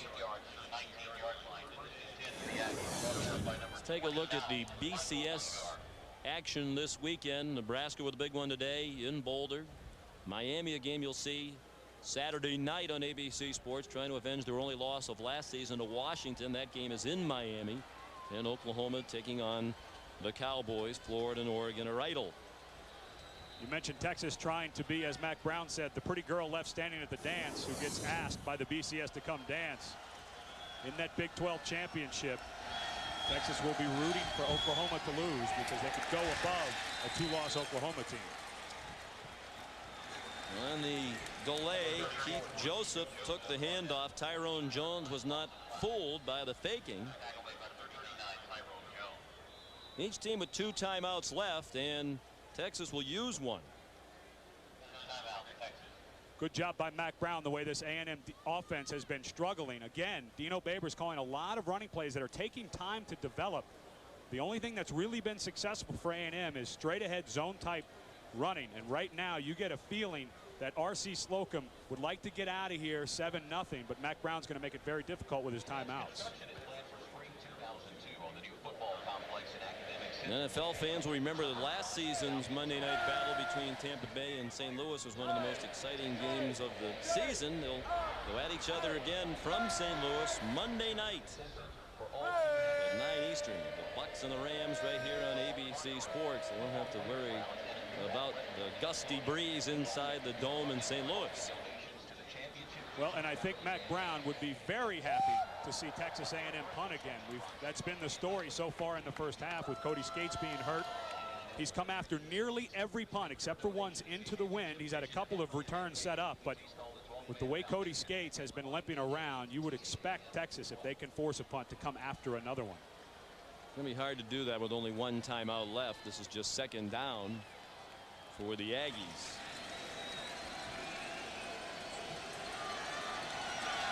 Second and 15.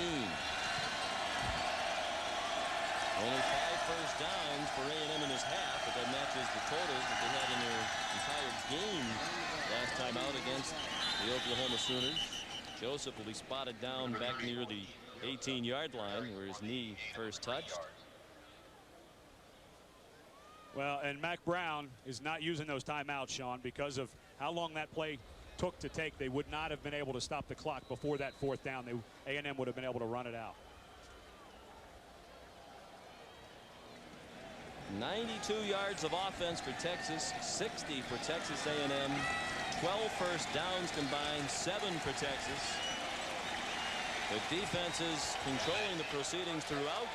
Texas leads on a block punt, returned 23 yards for a touchdown by Tony Jeffrey after Roderick Babers blocked it. Leslie Goodell's with Mac Brown. Well, Coach, certainly a game you knew wasn't going to be easy, but let's start with your defense, holding them to just 60 total yards in the first half. Your impressions? Leslie, it's been a game of 2 great defenses right now. Our offense started to move the ball better at the end of the half. Looked like they got some more confidence. Playing on the road's always tougher, and we knew that. I think it's been a game of 2 defenses. Our offense looks like they're coming back a little bit, and our kicking game's been really, really good. I'm glad to see Brian Bradford changing field position in this wind with the punting. Great block punt. Sorry that we missed the field goal. And of course, we forced a field goal for them, too. What adjustments is your offense going to have to make in the second half? Well, we've got to run the ball better. We're not blocking them well enough, and they're playing great. They're playing with a lot of emotion, but we knew that coming in. We haven't played really well on offense, so I think we can do a lot better on offense second half. Thanks, Coach. Thank you. And it was in the third quarter last season in Austin that the Longhorns pulled away from the Aggies. 7-0 Texas at halftime. Now the Capital One halftime report with John Saunders and Terry Bowden. All right, Sean, thanks a lot. You are looking at a Texas offense that has averaged 46 points a game since the loss to Oklahoma. Where is it? Well, this is Texas A&M defense. It's the best defense they've played since they played Oklahoma. They're much better. But Texas better run the football if they're going to open up the passing game. You think about this. If they don't win today or if Oklahoma doesn't lose tomorrow, they're not going to get into the Big 12 championship game. Today could be an audition for another BCS game in that large bid. They need to have a very good win here, too, because you got Illinois now 10-1. Tennessee or Florida, one of those is going to want a second at-large berth. So, again, there's only two at-large berths, and Texas has got to fight to get it. All right, 7-0. The second half still to come. But first, the Capital One halftime show. We return with that after this message and a word from our ABC stations. What would you do if someone passed you the keys to a Pontiac Grand Prix for a week? We're on our way to Lime Rock, premier Grand Prix racetrack around here. Where else would you take a Grand Prix except on a Grand Prix track? Let me see how you handle, baby. Did I tell you? It's so much fun. Get out of my way. Talk about an adventure. None of us have ever been to AC. Tuxes, dinner. What do you mean it's nice? I don't think a waiter. Can you hit him? So what would you do with the Pontiac Grand Prix? Elvis! Tell us at Pontiac.com. By all appearances, I'm a server. But look deeper, and you'll see that I'm an entire company. A direct one-to-one relationship that adds value instead of costs. I'm just the part of the company you'll be looking at when you realize that I'm not just another pretty face. I'm a better way of doing things. Enterprise systems that are easy to build, easy to own, easy as Dell. Dell PowerEdge servers use Intel Pentium 3 Xeon processors.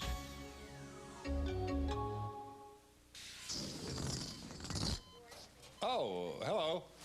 Have you heard about 1-800-MEDICARE? Yes, you have, because I just told you. Welcome back to College Station, Texas, as our Thanksgiving feast presented by Siemens continues. At halftime, the Longhorns with a 7-0 lead over the Aggies of Texas A&M. Sean McDonough and Ed Cunningham, delighted to have you with us, and I'd imagine R.C. Slocum is delighted with his defense. They talked about stopping Cedric Benson being their first priority, and boy, did they do that in the first half. And they've used the emotion of this crowd to do that. You would assume that they start to tire out a little bit because of some of their injuries, but really, it's been an amazing front line. Ty Warren, Evan Peroni, Rocky Bernard has done a fantastic job at the point of attack.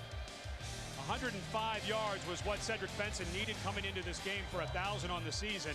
And so far, 11 carries for 6 yards. A lot of those rushes caught behind the line of scrimmage like you saw. And right now, Texas in a battle where you have to almost throw out worrying about the 1,000 yards. You're more worried about how well you can play against this Texas A&M defense. You're an A&M fan, you have to wonder if this offense is ever going to score a touchdown again. They've gone more than 10 quarters now without an offensive touchdown. Lodi Skates kicking off with the breeze. And lands about 8 yards deep, and Victor Ike let it pass by without trying to return it. Here's Leslie. R.C. Slocum said that because they're going with the wind, he's going to try to use that to jump out to a lead right now. And then in the fourth quarter, going against the wind, hope that they can hold them. So that's their plan, to come out as strong as they can offensively right now. As far as the defense, he said they held the edge in time of possession, even though just barely. So their defense is well rested, and he feels comfortable with that, obviously. As well he should. Texas had just 7 first downs in the first half. A&M at only 5. Chris Sims, 10 out of 21 for 85 yards. No touchdowns or interceptions. And still no running room for Cedric Benson. No gain on the play. Time now for our Morgan Stanley well-connected storyline. The only touchdown of this game, Tony Jeffrey returned to punt that was blocked by Roderick Babers. 23 yards for a score. A&M had just 60 yards of offense in the first half. And here is where Texas could really use Cedric Benson to help set up some play-action pass, because Chris Sims is going into about a 20, 25-mile-an-hour wind. Very difficult to get a good throw off. Sims finds no receiver open and runs out of bounds with a 1-yard gain. Chased out by Gerard Penwright and Amon Simon. You know, Sean, we talked about this yesterday about the frustration level with Texas A&M on offense as we see Simon hobble off a little bit. But this defense has never given up, and you made an interesting point. You get no sense that there has been any finger pointing about the offense. They have just continued to come out, play hard, and not worry about what the offense is doing. It's really a testament to R.C. Slocum and his staff. 3 out of 10 on 3rd down are the Longhorns. This is 3rd down and 8. From the 22, opening possession of the second half. Sims with time, throws underneath, short of a first down. Brett Robin belted down at the 28-yard line by Brian Gamble and Sean Weston. And Chris Sims had Roy Williams down the sideline, but he was going to go to throw the fade a little too late, and into this wind, a wise decision by Sims. You throw one up on a long fade into this wind, and if it wobbles at all, you're looking at an interception. Ryan Bradford running away to Mickey Jones, who's standing at the 35-yard line. Into the wind, a pretty good punt. Jones with a flag down. Gets another block. He's across the 50. He's at the Texas 30. Bo Trahan, another special teams tackle. There is a flag down back at the A&M 37-yard line. It's going to be a halo violation, and right now the trainers from Texas are running out to try to look at Mike Jones, a tight end. Kick pass interference, gets the kick retained, penalty is declined. First down. You have to give the receiver of the punt a 2-yard radius, and Michael Ungar was within that space on punt coverage. And watch the block as Jones comes over to the left. This is Jay Brooks right there. How do you do? Releases Jones down the sideline. Jay Brooks coming back after missing almost 5 games. A huge block. There you go, coming from the left on Mike Jones, who's got his eyes. You have to have your head on a swivel, and unfortunately for Mike Jones, that looked like a helmet-to-helmet hit. Wouldn't imagine he's feeling too good right about now. That was a great hit by Jay Brooks. Mike Jones is a senior from San Antonio.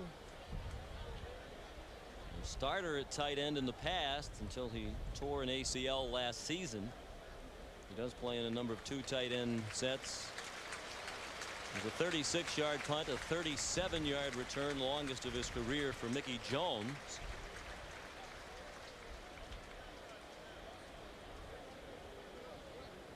ABC Sports presentation of college football is brought to you by Chevy Trucks, the most dependable, longest-lasting trucks on the road. By Pacific Life Annuities, Insurance, Investments. Discover the power of Pacific Life. By Sears. Only Sears has the brands you want at the prices you need. Sears, where else? And by Chili's Baby Back Ribs, flame grilled and double basted with barbecue sauce. Sean, you mentioned earlier that Jay Brooks' nickname is Big Play Jay. He's got 5 punt blocks in his career. And although this doesn't go down as a statistic, this does a lot of things. First of all, it releases the punt returner so he gets more yardage, but also it gives some momentum to Texas A&M. That was over on Texas A&M's sideline. Maybe breathe a little life into this offense. And that has been lifeless for 2.5 games now. Great field position at the Longhorn 27. Quick pass, that's a lateral. Greg Porter wants to throw it back to Ferris, and they weren't fooled. Kalen Thornton throws the play for a loss. Well, the Longhorns said this week when we spoke with their coaches on defense, they had to be very aware for trick plays. They expected a few of them, and here's one. And this play right from the start, Sean, you just had a feeling something was coming, and Kalen Thornton does a great job. The backside defensive end, play that far away, teach him to get upfield, stay as deep as the deepest offensive player, which that time was Ferris. And we said at the outset, they've got to sniff it out. That was a great job of Thornton sniffing out that throwback. Now they're going to have to burn the timeout because they couldn't get the play in from the sideline. Second down and 16 upcoming for Mark Ferris and the Aggies.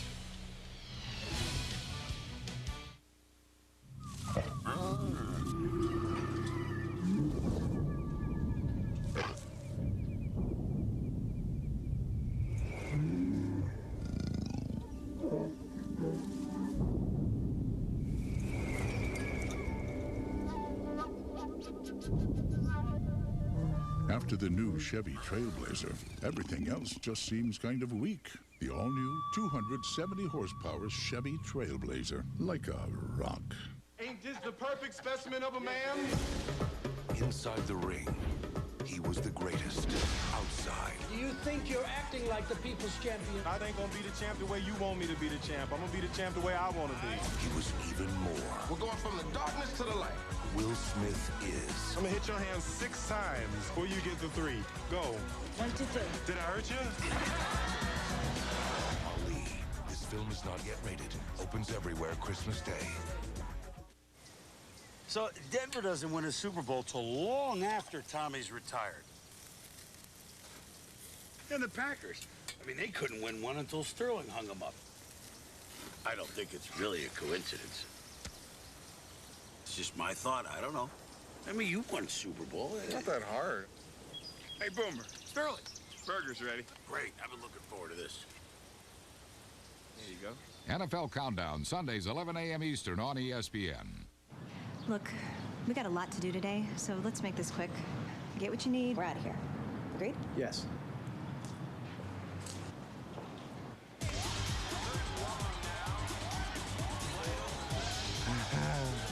Kevin! We know how you feel, and that's why you can shop online and pick up at a nearby store the same day, or we'll ship to you. Circuit City, we're with you. I think that went really well. There's nothing more dangerous He says a competent. than a criminal with a badge. Where is the shield? I don't know. New NYPD Blue, ABC this Tuesday, 9/8 Central. After the A&M timeout, second down for the Aggies. Good throw by Ferris. Terrence Murphy with the catch. Then he slipped down as he turned toward the first down marker. Second catch for Murphy. He fell down about 5 yards short of the first down. It'll be third down and 5 from the 22. That's one of the few confident-looking throws we've seen from Ferris the last couple of weeks. Today's first and 10 line is brought to you by Chevy Trucks. And as R.C. Slocum told Leslie Goodell, with this wind at their back, they got a nice break with the punt return, made their own break actually, and come out, and Terrence Murphy runs a great route. And you're right, Sean, Ferris with the wind at his back. First time he's really looked confident, released it on time.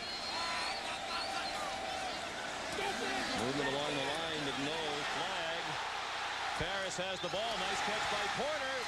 Inside the 10. First down, Aggies. Greg Porter, the two-sport athlete, minor league baseball player, former member of the Aggie baseball squad, and receiver, who's missed 5 games because of a broken foot. Caught the pass from Ferris, another former minor league baseball player. First and goal, Aggies at the 8.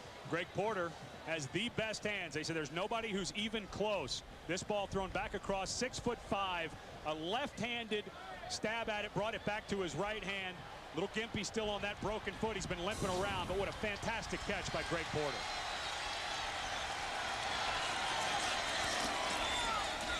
Joseph running left, running hard, running inside the 5 to the 4-yard line. It took both safeties, Ahmad Brooks and then Nathan Vasher, to get him on the ground. It has been since the 4th quarter of Iowa State, back on October 27th, that A&M has scored. And this is the way they're going to need to do it, Sean. The only thing they've been able to do is run straight ahead. But what a great job by Ahmad Brooks, a guy who came in as a cornerback, now playing safety. A lot better tackler than they expected. A fantastic job by Brooks that time, saving the touchdown. The pitch to Joseph, following Joe Weber, touchdown!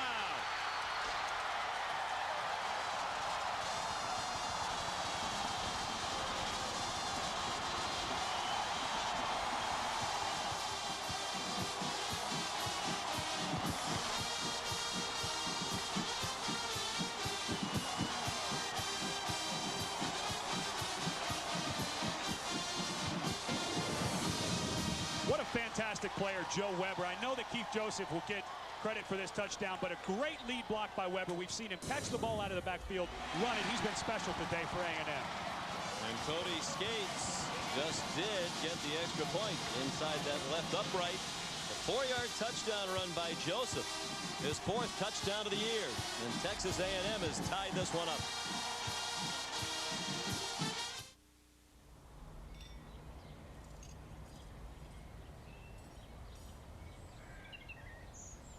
You can slow down investing.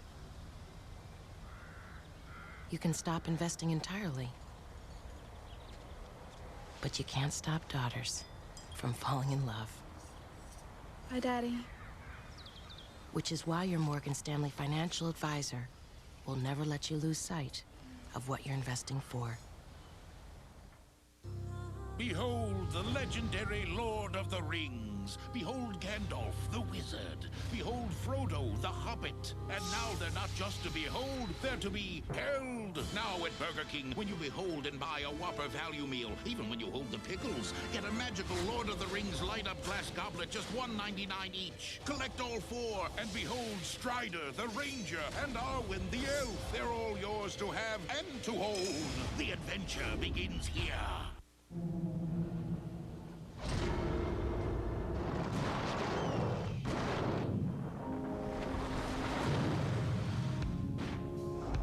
This is Silverado Heavy Duty. Available with the new Duramax diesel.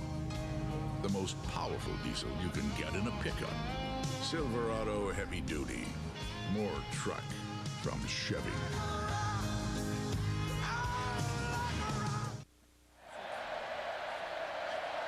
The punt return teams providing most of the offense in this game. Texas, a block punt returned for a touchdown, and then a 37-yard punt returned by Mickey Jones.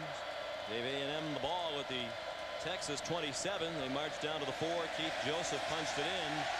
First offensive touchdown in more than 10 quarters for the Aggies. Skates picks it out of the back of the end zone. So again, the Longhorns will start from their own 20. Can't say enough about this A&M defense, Sean. Obviously having a fantastic outing today, but really if you go all the way back, they had a couple of early wins against McNeese State and at Wyoming. And R.C. Slocum, who was pretty mild-mannered, came in and really went off on his defense, and they played great ever since. Those are the numbers we spoke of earlier for Sims in the 3rd quarter last year in Austin against A&M. 8 for 8 for 3 touchdowns and turned a close game into a rout. Tied at 7 in the 3rd quarter today. 1st and 10 from the 20. Sims is going to run. Slides head first. Knee down to the 29-yard line. A yard short of the first down as Jay Brooks was approaching the quarterback. Jay Brooks, one of the guys who was pretty vocal about Chris Sims coming into this season. They talked about the game last year. You just saw the numbers Chris Sims put up in the 3rd quarter. 3 touchdowns, 20 yards to Roy Williams, 55 to Sloan Thomas, and 70 yards to B.J. Johnson. An amazing quarter that really set the stage nationally for Sims as a quarterback and those 3 amazing, at the time, freshman wide receivers.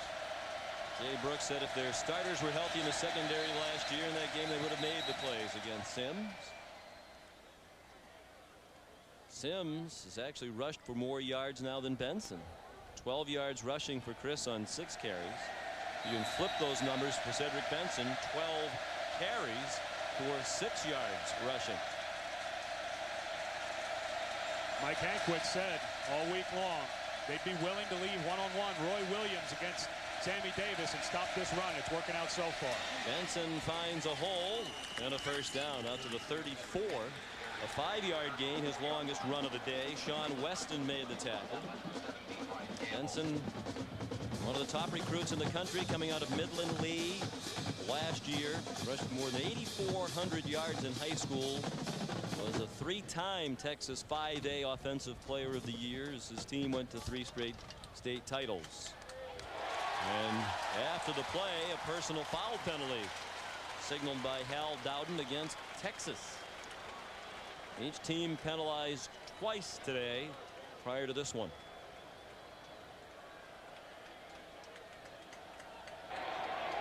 dead ball, personal foul against the offense. After the first down, we have a 15-yard penalty, 1st and 10. Sean, in a game like this, when things are not going your way, it's an emotional rivalry game. You've got to keep your cool. You're already going against the wind. The momentum is squarely against Mac Brown's team. To do something dumb and get a penalty after a play is unacceptable. It was after the first down, so it's 1st and 10 from the 19-yard line.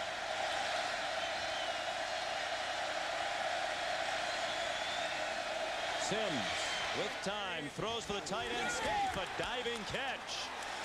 And what a catch it was out of the 40-yard line. A 21-yard gain on the pass to the sophomore from Denver, Colorado, Bo Scaife. Scaife, the 3rd leading receiver, lined up in the tight end, Penwright over the top. Penwright's dropping off into the flat, and there trailing is Harold Robertson. And even Terrence Keel comes over, but Scaife is so good at running away from linebackers. You really have to put a safety on him. And he is a weapon that Texas has put into their offense to take a little pressure off the outside receivers. Longest play of the day for the Texas offense. Good catch and a low throw by Williams. And he's pushed out by Sammy Davis. Gain to the 45, a pickup of 5. And because Sammy Davis is lined up one-on-one against Roy Williams, one of the most gifted athletes in college football, Davis playing well off of him. I think it's a good move by Mike Hankwitz. If you're going to go one-on-one against this guy, you might as well give 8 or 10 yards, and if they're going to throw a 5-yard out, let them have it.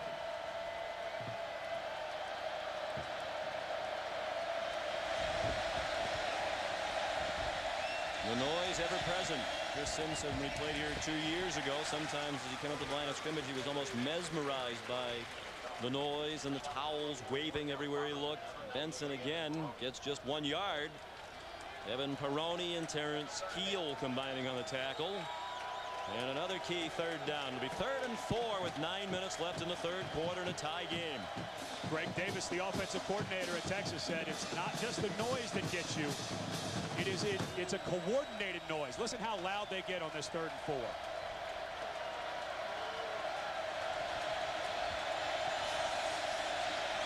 Brett Robin, the lone back. 3 receivers. B.J. Johnson, the motion man. Here comes a blitz. Flag down. And they whistle the play down before the snap. Aggies celebrating. They think there was movement by the Horns. Prior to the snap, false start on the offense. 5-yard penalty. Still 3rd down. Now you go from a 3rd and 4 to a 3rd and 9, and you start playing into the hands of Mike Hankwitz and some of the things that he can call. He has so many things at his ability. This time they're showing blitz in the middle. Let's see who. Looked like everybody was statues to me, Sean. I don't know who's playing. It's tough to tell who moved from that replay. The referee doubting the offensive backfield who threw the flag. So instead of 3rd and 4, it's 3rd and 9. Sims throws it in the flat for Scaife. He has some running to do to get a 1st down. He lunges. If they give him the ball at the 50-yard line, it's a 1st down. And it looks like they will spot it right on the yard marker for an apparent 1st down. Scaife, one of those tight ends. He's not huge, 6'3", 245 pounds.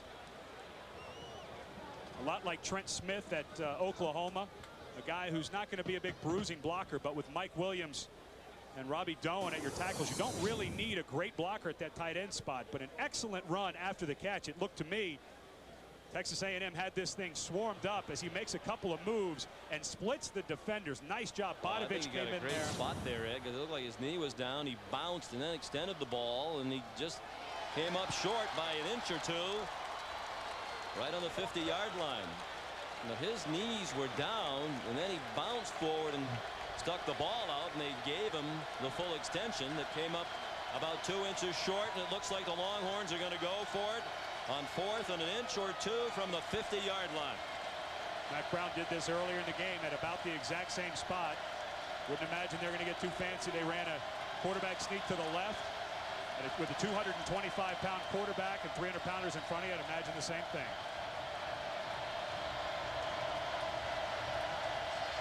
Oh, movement on the right side of the offensive line. That might change Mac Brown's strategy now. Mike Williams, impossible to miss when he moves. The building shakes. And there's the coordinated noise of Texas A&M. This is all about get-off. A quarterback sneak is all about your defensive line. If they can get a better get-off than the offensive line and cause any penetration, taking up the entire bottom of your screen is Mike Williams.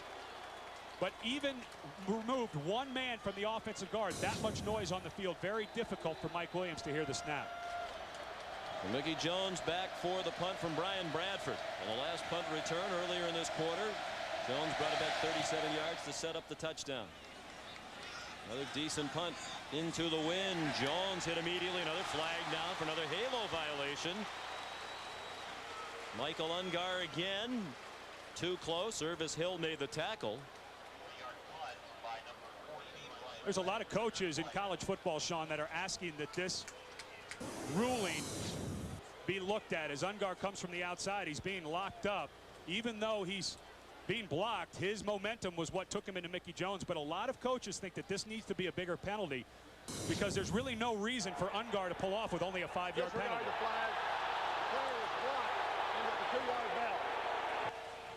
And they pick up the flag, saying that he was blocked into the halo. R.C. Slocum doesn't like it.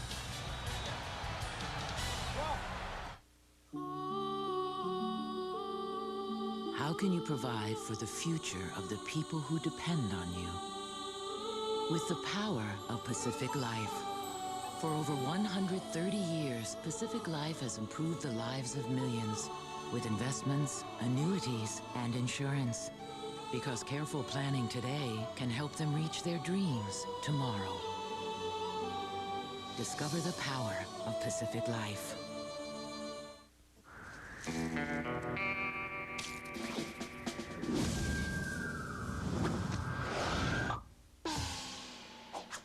Chili's Southwestern Egg Rolls, where East meets Southwest. Do you think you're making a difference? We do. Since you started being a designated driver, or calling a cab for a friend, or serving responsibly, drunk driving fatalities are down 37%. To all who are making a difference, thank you. It's a better place to live. It's a better place to live, thanks to you.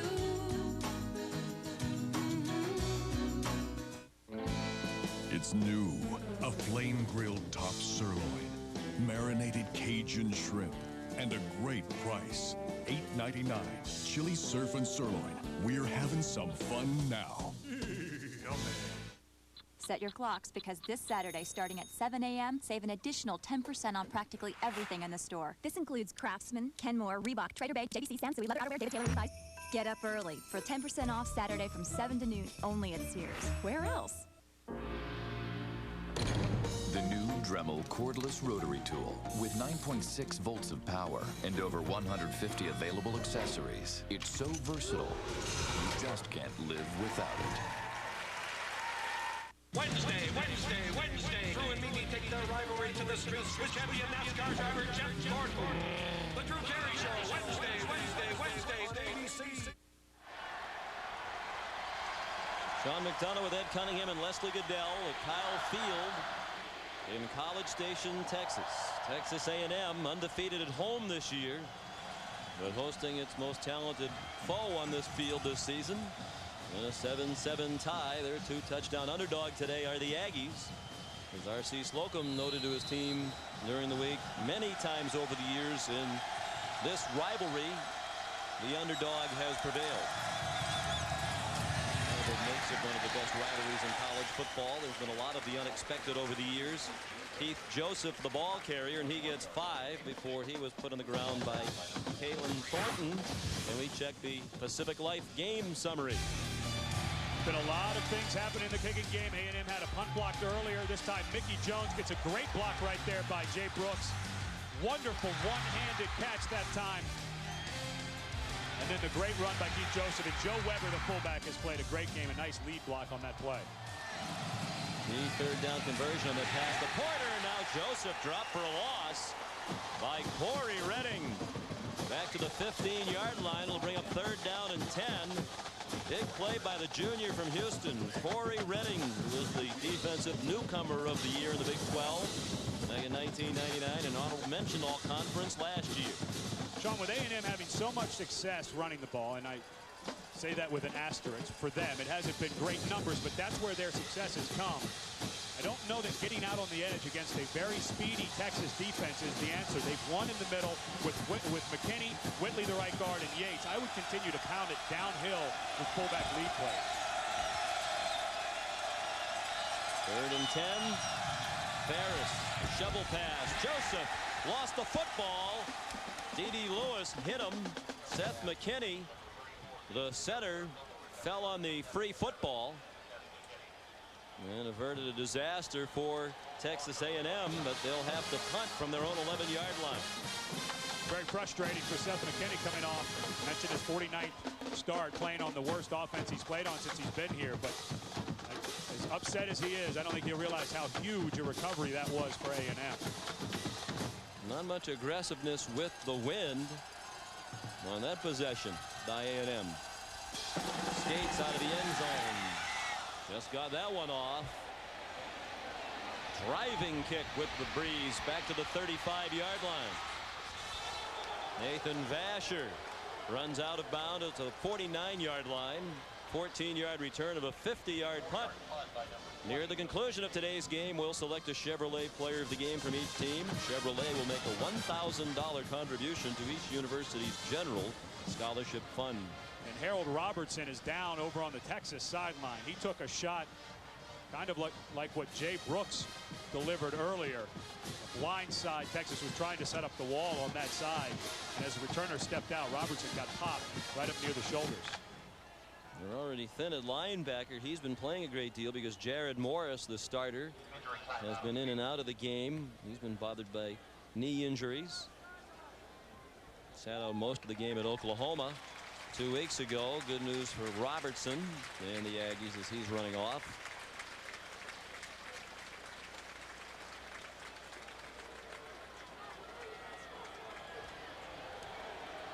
Well, another tight one in this rivalry that dates back to 1894 and part of the Thanksgiving weekend since 1901. In recent years, played on the Friday after Thanksgiving. 60 times they played it on Thanksgiving Day.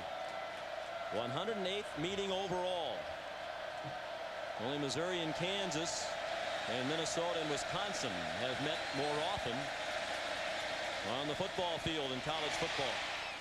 Sims threw it away over the head of the tight end, Oliver Edward Bo Scaife. Oliver Edward Scaife III, and he goes by Bo. You call him whatever he wants you to call him because he's very active and proficient in the martial arts.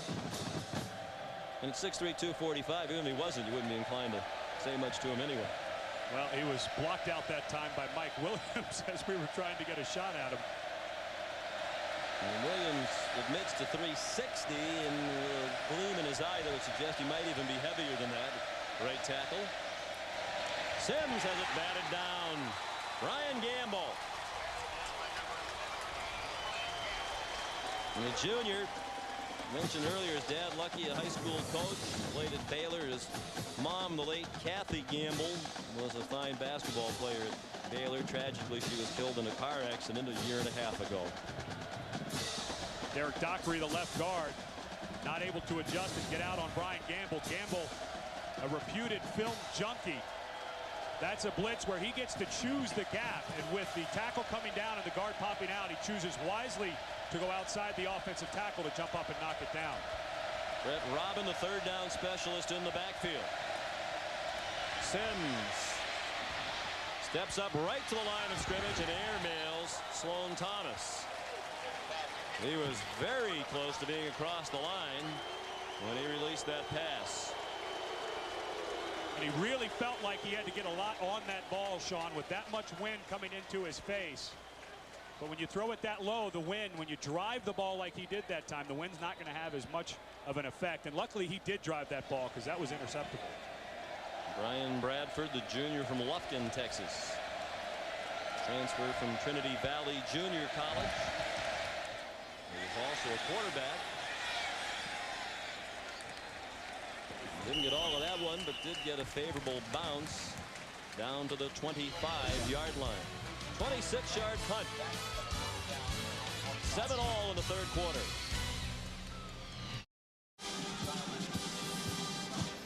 Our Thanksgiving feast continues on ABC Sports, presented by Siemens.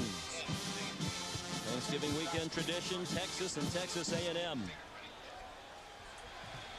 Texas ranked number 5 in both major polls, number 6 in the BCS.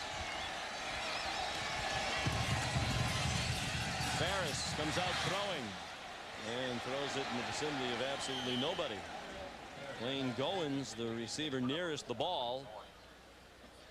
Gordon and Tubbs putting some heat on Ferris. They're running out of time to take advantage of this wind at their back, and that time Goins ran a post corner route. Very well defended that time by Babers, and Mark Ferris should have come off of that. Babers had outside position. There was no way that Goins was going to be able to get back to the corner route. I wonder if leg injuries are contagious. I mean, some of these guys look like they come away limping after every play. They've never had injury problems like this under R.C. Slocum. Joseph forced to bounce it outside, lunges forward for a gain to the 28-yard line. That play picked up 3. It'll be 3rd and 7. Ahmad Brooks with another stop.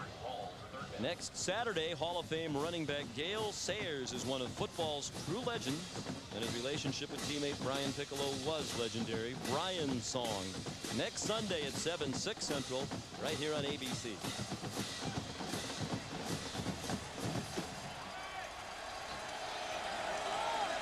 "86 yards of offense for Texas A&M and 6 first downs, trying to convert on 3rd and 7.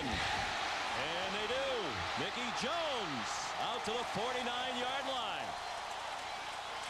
He's made the big plays today for A&M. The 37-yard punt return that set up their touchdown, and now a 20-yard gain on 3rd down and 7. Nice job crossing around with Mickey Jones and Greg Porter. You'll see it unfold right in front of Mark Ferris. And Mickey Jones, one of those guys, a senior, who hasn't got a ton of playing time, but the coaches talk about him in the open field. He's not the fastest. He's not the quickest. He doesn't have the best moves. He says hook this to Texas, but he has been really the only bright spot for Texas A&M on offense, and of course a big return on special teams. The option, not the specialty of Ferris. They ran it pretty well there. Pitched it when he had to Joseph. Keith was tackled by Nathan Vasher, the sophomore from Texarkana. I wouldn't be surprised if Mickey Jones got the upside-down horns from R.C. Slocum yesterday during the walkthrough. Slocum, who's coached in this game 28 times. He's 16 and 12. Had a hat on that had a longhorn on the front with the horns broken off. And underneath in maroon, it said, hook this. So sending a message to his team that he didn't buy into any of it either. 29 times Slocum's been involved in a A&M Texas game. The head coach or as an assistant. He's 16 and 12 overall, 7 and 5 as a head coach. Pass off the mark. Intended for Terrence Thomas. Kari Pearson had the coverage. It'll be 3rd down. R.C. Slocum also talked about the talent. You know, it was funny when we did that game earlier in the year, the Texas-Colorado game. Mac Brown said, everyone says it's a bad thing that we have a lot of talent. Well, I can recruit, and I don't think that's necessarily bad, but R.C. said it's kind of scary that that talent is now playing up to its ability late here in the second part of this season. Very frightening when you look at them on film, how many guys they have that can play. And Coach Slocum also admits the talent level is a little bit down in this program from where it has been in the past. Ferris with time with a receiver, but it's a low throw. And Thomas had to lunge for it. That cost them the chance to run for a first down. They'll spot him at the 44 or just inside the 44. They need to get just inside the 42 for a first down. Not even a choice. Oh, Sean, I think this is the wrong call by R.C. Slocum. He's got the wind at his back. You punt it away. Any kind of time of possession running the ball by Cedric Benson, anything to eat clock, and then you're into the win for the fourth quarter. I think on the plus side of the field, he should go for it on fourth down. Well, his offense has been so bad and the defense so good, he'd rather play field position here and lean on the defense. Skates took a long time to get it off. Flags down.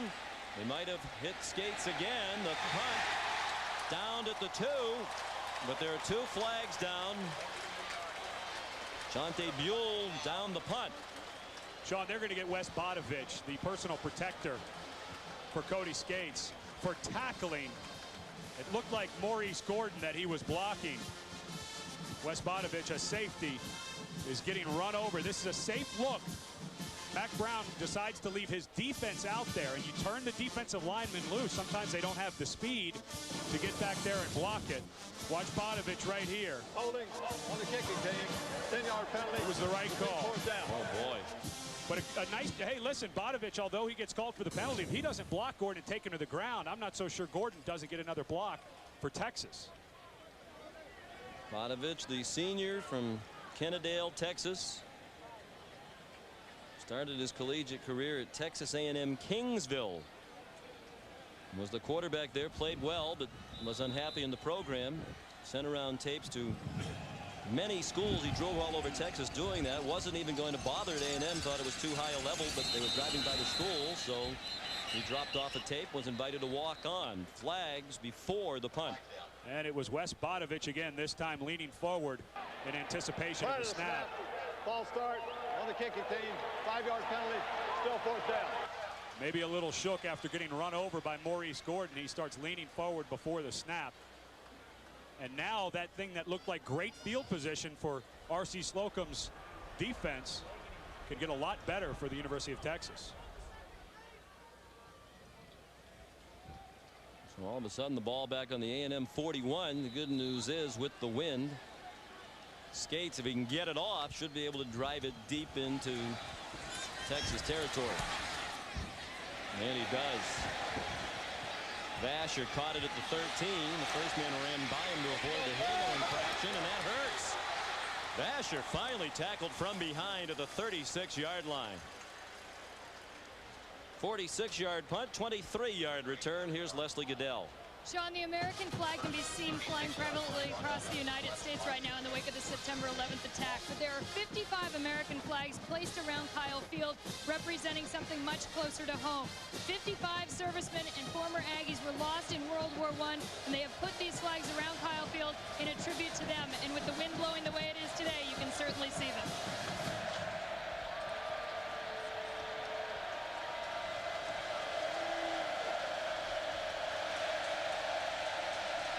First and 10, Texas at the 36. Sims throwing deep into the wind. The ball hung up there in the wind. Sammy Davis caught it out of bounds. As he had excellent coverage on Roy Williams. Women waging a one-on-one battle all day. I don't care if you have a cannon strapped to your arm. This is a very difficult throw. Just an absolute fly pattern by Roy Williams. Sammy Davis, an excellent job looking back for the ball the entire time. But there you see the long arms of Roy Williams. That ball stayed in bounds. It was a great play by Jay Brooks to come up with it.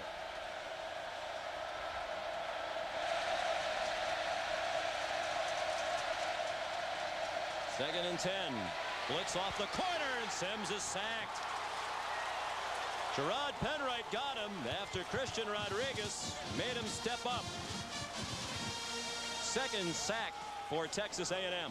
Mike Hankwitz talked about trying to get Texas into predictable downs. Second and 10 is a predictable down. Penwright up here working on Doan, the left tackle. Once again, just using that speed, staying alive. It was the pressure in the middle that flushed Sims, and Penwright gets his first sack in 3 ball games. 10.5 sacks for the season now for Penwright.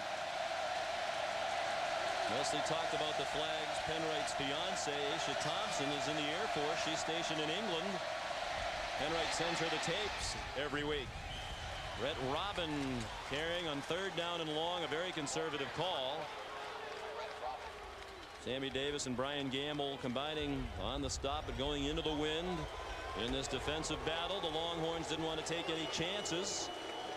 Robin got out to the 42, but they're 4 yards shy of the necessary yardage. And I think the Texas coaches made the right call there, Sean. You saw how difficult it was for Sims, who threw everything he had into that fly route by Roy Williams and still was not able to get it there. That would have been an awfully long throw to pick up the first down.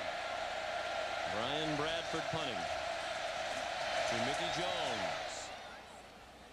High but short. Jones signaled for a fair catch but couldn't get up to the ball through some traffic. And it rolls dead at the 27-yard line. Irvis Hill downed it there. Well, this is just the start of our Thanksgiving feast today. Following our game, #1 Nebraska and Eric Crouch, the Black Shirts defense, heading to the land where the Buffalo roam to take on the Boulder Brigade for a spot on the Big 12 title game lineup. Bobby Pesavento will start at quarterback for Colorado, so stay tuned to ABC for Nebraska and Colorado coming up next. After we did that Oklahoma game a couple weeks ago, Sean, I was out after the game and was trying to tell the Oklahoma people they have to root for Nebraska. They want to play the highest rated team in that Big 12 championship game. That's their best chance to end up in the Rose Bowl. And give the Sooners a chance to avenge their only loss of the year. Of course, the only loss to Texas was against Oklahoma. Ferris, lots of time, lousy throw. He had time to set himself and step into a throw and just kind of lazily threw the ball of his back foot well short of Terrence Murphy. Let's check in at Times Square Stadium with John Saunders. Sean here with the Burger King update. Southern Miss, East Carolina, David Garrard going back, trying to lead ECU back. It's sacked by Joe Henley, losing 12 yards. That was their last drive to try and tie this thing up. Southern Miss holds them to 3 points in the second half and wins 28-21. And congratulations to Southern Miss. Good win in Conference USA. Joseph, first down, powering his way out to the 43-yard line. 16 yards on the rush for Keith Joseph. Now 66 yards rushing today for the redshirt freshman on 21 carries. Watch the left guard Yates pull around here. He's going to get a great seal block to spring Joseph. Instead of kicking him out, he tries to hook the guy down inside, and that was enough for Joseph, who's run very well today, Sean. You get a feeling that he feels like this is his opportunity with Derek Farmer out of the ball game to showcase how hard he runs. His longest run of the day. A&M running out of time. They approach a minute left, running out of time with the wind at their backs here in the third quarter. The wind has been a major factor today. Ferris throwing deep with the wind, and it is over the head of Terrence Thomas. Very tight coverage by Roderick Babers, but that ball is not catchable in bounds. Dino Babers has been calling a lot of those fades to the outside. We saw a post corner earlier. A lot of times it's an easier route for these young receivers to run, but a very difficult throw against Quentin Jammer and Babers, two of the best corners. None of these fade routes has been open for Ferris, and all he can do is throw it to the outside and hope that somebody can make a play. His teammates call Roderick Babers stone hands. He just cannot catch the ball, doesn't have any interceptions. Babers says, I have a motto. Nobody catches the ball on my side of the field, not even me. Joseph picking his way out to the 46. We're under a minute left in the third. You know, we've been talking about this A&M defense, and it's worth noting how good this Texas defense is and how much better it's gotten since Carl Reese was here. When he got here in '98, the year before, they were 96th in the country. He said there was only 2 problems with the defense when I got here. They were slow and they couldn't hit. Well, he's improved them drastically. And with a good outing today, you would assume they would catch who's second in the NCAA in total yards, Virginia Tech, who has to play Miami next weekend. Third down, 3rd and 7, flag down, Ferris down, juggling the football, and it comes out. Recovered by Corey Redding. And they're going to mark Ferris down before the fumble at the 37, and now the penalty. It's going to be offsides, I believe, by Texas. So a free play for A&M, luckily for Ferris. Kalen Thornton appeared to be offside. Down here on the bottom, trying to get a jump, was in the neutral zone. Ferris holding that ball because you might as well try and make a play. If you see the flag come in, you can hold it for just a second longer. Much more manageable third down now. Third down and 2. And with the last play they have, most likely with the wind at their backs for Texas A&M, this may be a chance to try something down the field. Maybe a play fake. 2 yards running the ball has not been easy today. And they won't get a chance to run another play with the win. Fourth quarter upcoming in a tie game. Texas 7, Texas A&M 7. ABC Sports presentation of college football will return after this message and a word from our ABC. Woods, Montgomery, Parnevik, Norman, a friendly foursome where the stakes are high but the mood is loose. The Skins game this weekend on ABC. ABC Sunday. You were programmed. He holds the key. Stay away from me. To a doorway she never imagined would lead to her own past. There's a gun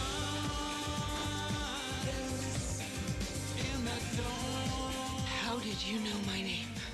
A new alias. ABC Sunday.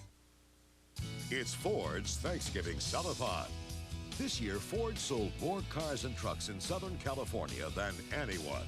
And we're saying thanks by continuing to offer interest-free financing on 2001 and 2002 vehicles. Don't miss the Ford Thanksgiving Sellathon. Make sure you get the car, truck, or SUV you want, because with interest-free financing, these Fords are going fast. Laura Diaz follows the trail of terror Monday at 5 and 11.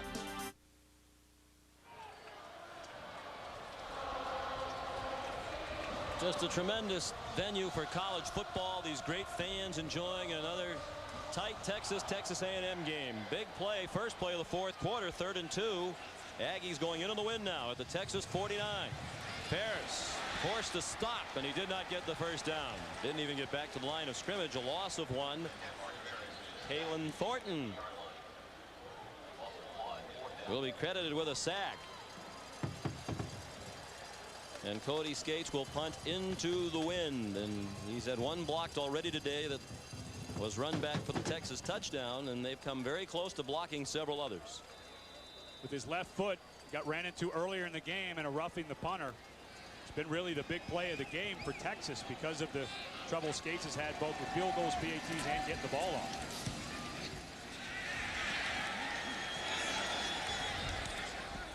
Punt mishandled as the Aggies tried to down it. It clanged off Byron Jones, where they will spot the ball at the 19-yard line. ABC Sports presentation of college football is brought to you by Nissan. Nissan driven. By Burger King, home of the Whopper. By new Pepsi Twist. Pepsi and Diet Pepsi with a twist of lemon. And by Midas. See Midas for all your car care needs. Midas, we do that. In a game that's gone back and forth with both defenses playing fantastic and special teams being such a big part of it.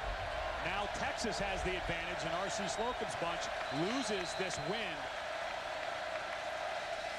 There's Mike Hankwitz, 31-year coaching veteran, has to be very proud of the performance of this defense today against one of the best offenses in the nation. Cedric Benson matching his longest run of the day with a 5-yard pickup. Christian Rodriguez chopped him down. We check the Nissan drive summary for Texas here in the second half. There haven't been any long drives through the countryside for the Longhorns here in the second half. We were talking about Mike Hankwitz and the job that he's done. He's had some guys banged up himself. He's finally got them healthy with 2 weeks rest, able to rotate guys in, keep them fresh. And the time of possession not as bad as it had been in the previous 3 or 4 ball games for Texas A&M on offense. Little misdirection. Benson with running room, a first down. Bodovich finally gets him on the ground at the 46-yard line of A&M. 26 yards on the run for Cedric Benson. Guy who idolizes Ricky Williams, but everybody says that he reminds them more of another guy who's made a great name for himself in the state of Texas, Emmitt Smith. does a great job of jumping over a defender in the hole. But he's quicker than you think he is. He's stronger than you think he is, and more elusive. A lot of those things didn't show up as much as Mac Brown says they have shown up lately in games. Up to 41 yards rushing for Benson, so he's going to need to break a big one to reach the 100 mark for the 6th straight game. He's thrown for a loss on that play. Rocky Bernard made the tackle. Christian Rodriguez forced the play, and Bernard finished him off. Rodriguez and his mate on the other side in this 3-4 defense, Gerard Penwright, who've been playing a lot of defensive end today, as well as outside linebacker. A couple of guys who had to wait their turn with some of the great outside linebackers that they sat behind. Jason Glenn now in the NFL with the Jets, playing fantastic today and have for the entire season.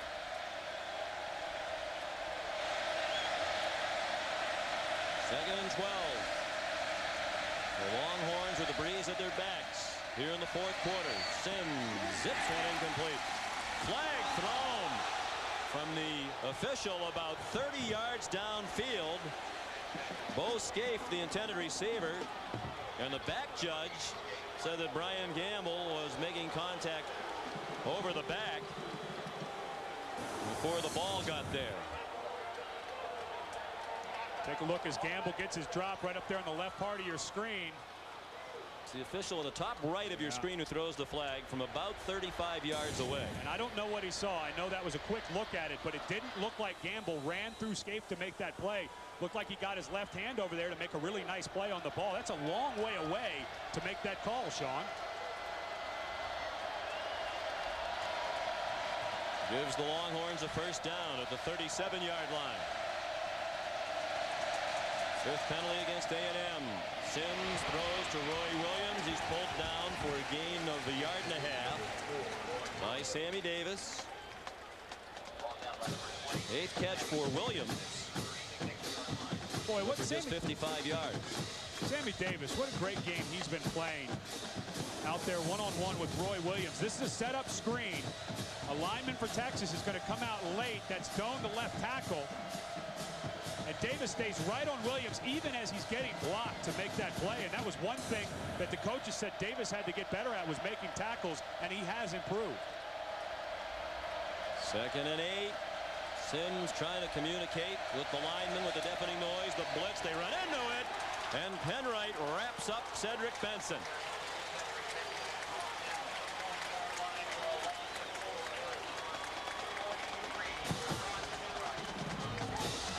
Benson walks slowly with a slight limp, now trots to the sideline with 3rd down upcoming. And there has been just no room. A couple of runs for Benson today where he's got blocking. This time, Mike Hankwitz takes a little gamble on a running play. If Benson finds a seam in that blitz, but disciplined blitz by the A&M guys who were coming off the edge. They stayed in their gap and gave Benson nowhere to go. Brett Robin, the lone back. Thomas, Williams, and Johnson, the wide receivers. 3rd down and just longer than 10. Sims forced to step up. Throws on the run. Incomplete. Will there be a flag on this one? No. Sammy Davis batted it away from Roy Williams.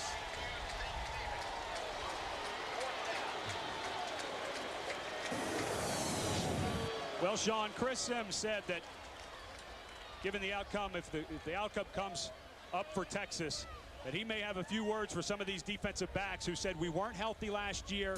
Davis said he was about 65% on a bad ankle. Well, he's not going to have any words for them the way they played today, especially Sammy Davis.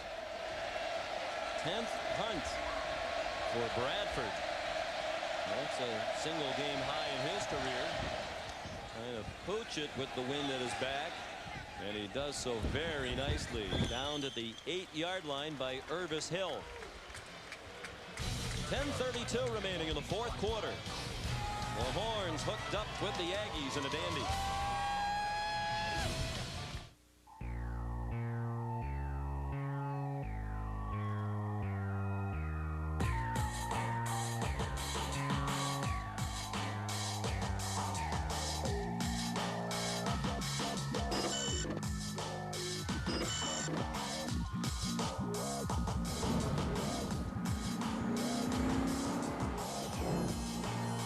Totally new Nissan Altima.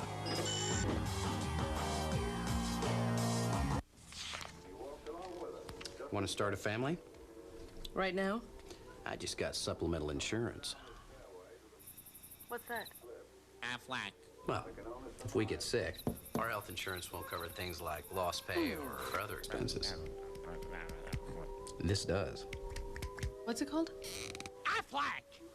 I don't know. Aflac. Ask about it at work. Give a little bit. Give a little bit of your love to me. See the man with the lonely eyes. I'll take his hand and you'll be surprised. Give a little bit. Hey, y'all. Hey, y'all. Give a little bit of my love. Oh, to you. Spin, spin, spin the globe. It's your turn to spin the globe. Spin it, spin it, spin it. All around the world, Siemens helps companies prosper by providing them with systems and controls that assure quality regardless of quantity. Whatever the product, wherever consumers consume, we want to help them savor life better. Spin, spin, spin the globe. It's your turn to spin the globe. It was a Monday night thriller last season. Dunn battled Falk in a back-and-forth duel. Are you ready for more? Bucks, Rams, Monday Night Football at 9, 6 Pacific.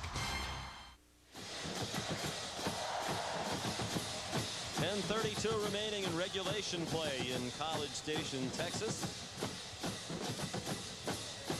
Texas A&M looking for its 8th win of the year, trying to improve their bowl prospect. Thinking with a win, the Alamo Bowl might be their likeliest destination. On first down from the 8-yard line, a handoff straight ahead to Keith Joseph, and he was taken down by Corey Redding.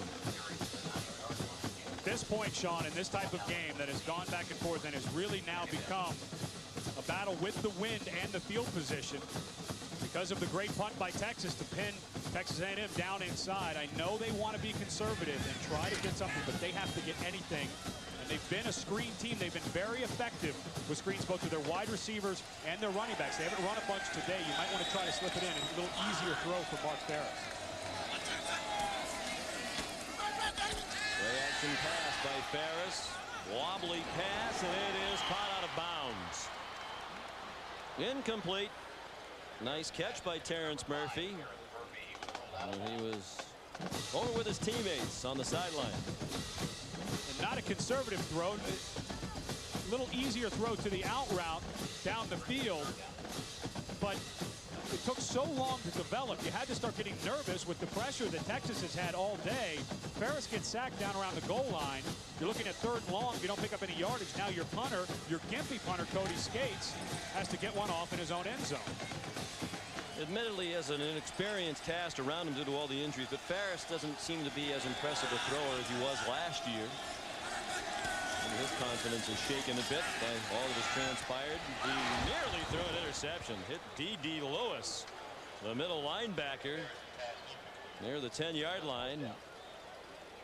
And the senior from Houston couldn't hang on to the interception, and it'll be a punt into the wind from the end zone for Cody Skates. D.D. Lewis, again, that middle linebacker in a 4-3 alignment. Looked like to Ferris that he had Terrence Thomas wide open. It's so hard because you're looking beyond quarterback depth. And D.D. Lewis, nice job in his drop. The Longhorns should get great field position.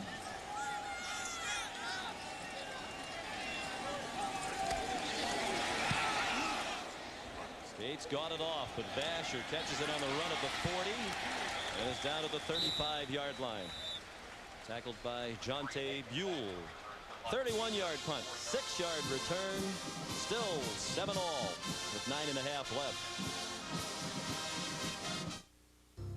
Behold the legendary Lord of the Rings. rings. Behold Gandalf, the wizard. Behold Frodo, the hobbit. And now they're not just to behold, they're to be held. Now at Burger King, when you behold and buy a Whopper value meal, even when you hold the pickles, get a magical Lord of the Rings light-up glass goblet, just $1.99 each. Collect all 4 and behold Strider, the Ranger, and Arwen, the Elf. They're all yours to have and to hold.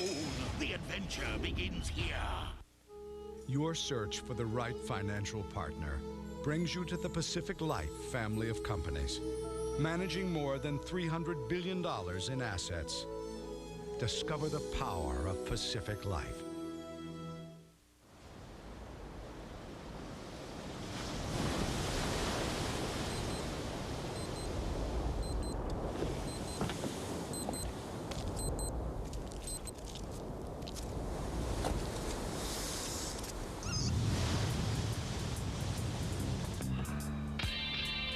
A million uses and counting. The new 210 horsepower supercharged Nissan Xterra.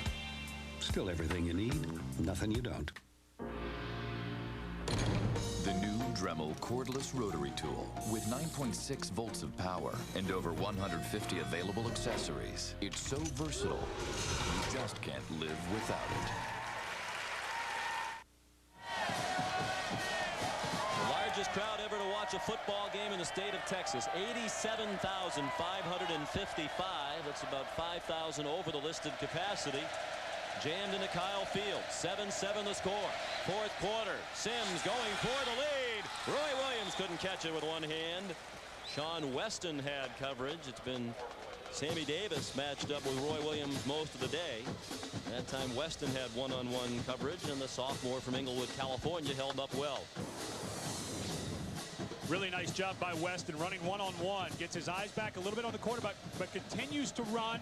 He's got the right arm up there, Sean. The official blocked out by Roy Williams, who lands very awkwardly there. Not able to see the arm bar by Sean Weston, but that was good one-on-one coverage. From the A&M 35. Second and 10. The handoff to Cedric Benson.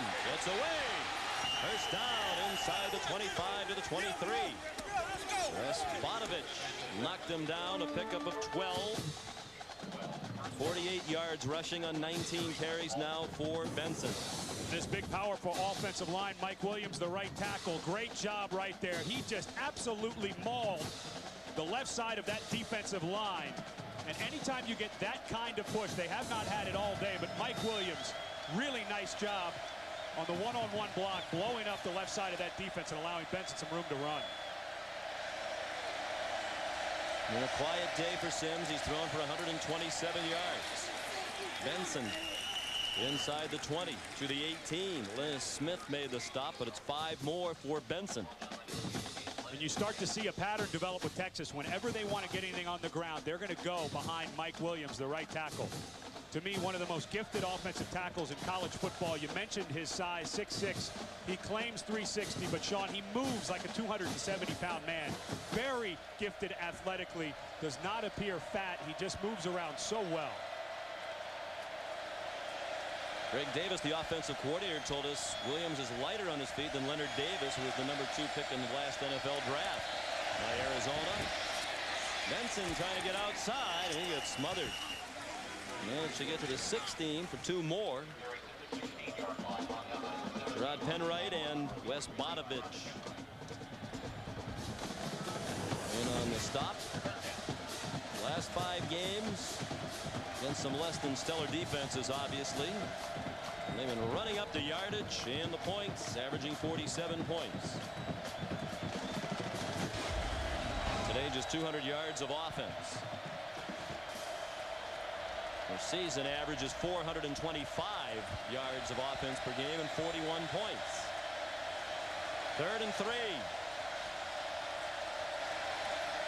Sims with a lot of time dumps it for Scaife, the tight end. 1st and goal. Scaife down at the 5, tackled around the ankles by Harold Robertson. And a nice job by Chris Sims. Seeing what the coverage was, it appeared that Roy Williams, who was running a fade into the corner of the end zone, had one-on-one coverage with Sean Weston. He did not. So you come back underneath, knowing that the safety has run out of the middle of the field, and you have Harold Robertson trying to cover Bo Scape one-on-one. That was a nice read by Sims. Matt Trissel, the fullback, offset. Cedric Benson, the tailback. Benson took the deep handoff into the end zone. Touchdown, Texas.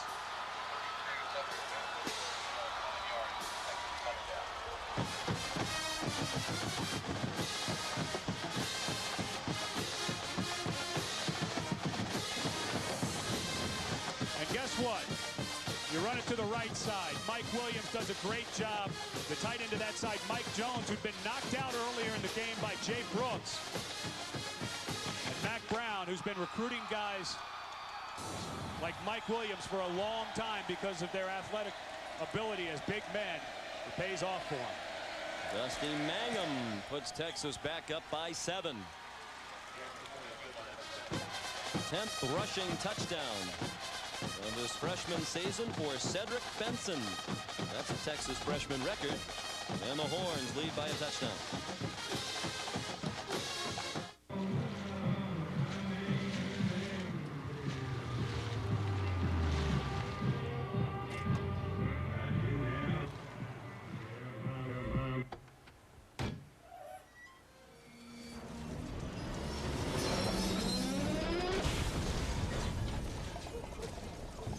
Introducing the tough new crew cab long bed. It's the next frontier.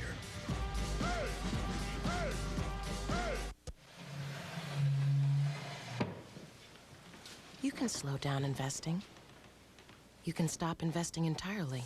There was one man who had a funny hat. But you can't stop curious toddlers from one day becoming college freshmen. And there was a small man that someone put him in a bird cage. Which is why your Morgan Stanley financial advisor will never let you lose sight of what you're investing for. And... Hey, Hallie Eisenberg, drinking a Pepsi. Actually, this isn't a Pepsi. It's new Pepsi Twist with lemon. And I'm not Hallie Eisenberg. I'm Halle Berry. Drinking Pepsi Twist. Well, it's not exactly Pepsi Twist. It's Diet Pepsi Twist. Cedric Benson, a 5-yard touchdown run to put Texas back up by 7. 48 yards rushing in this quarter for Cedric Benson to move ahead of the legendary Earl Campbell in a second on the freshman rushing list. Trailing only his idol now, Ricky Williams. In Texas history, David Pino's kickoff down to Terrence Thomas. Flag thrown from a long way down the field as Thomas went down at the 24. Oh, Trahan with another special teams tackle. And this A&M offense doesn't need any handicaps, but there's another already going into the brisk wind. They'll have to start from inside the 20-yard line. If time permits, stay tuned for the Thrifty Car Rental postgame report. Holding on the return team. 10-yard penalty. First down. As Mark Ferris runs out, some adjustments need to be made because they're into the wind. R.C. Slocum told Leslie at halftime that they wanted to take advantage of the wind at their backs, but now that they're into the wind, you have to be very, very careful. Any long throws, outcuts, anything like that, Ferris has to get a good spiral on the ball so it doesn't float. From the 14-yard line, 1st and 10.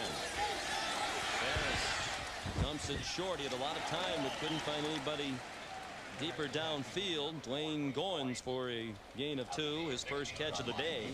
The sophomore from Lamarck, Texas, tackled by Everett Rawls. The other thing A&M can start getting going, you know, they had Keith Joseph running pretty hard earlier, but I don't know that play action really becomes a factor right now. Texas's defense is going to have their ears pulled back, rushing up the field, maybe some type of late developing draw to get back the rush of Texas. 4 receivers spread the formation. And inside handoff, and he is stuffed. Joseph Barely had the handoff when he ran into Corey Redding and a host of Longhorns. Jermaine Anderson, senior from Texas City, backup defensive lineman, also in on the play. And it's the corner blitz by Carl Reese that does this play in. Also a great play up front by Jermaine Anderson. He probably would have made the tackle even without that corner blitz, but Carl Reese changing some things up, the defensive coordinator from Texas. He can have some fun now. Under 6 minutes remaining. Loss of 3 on the last play. 3rd down and 11.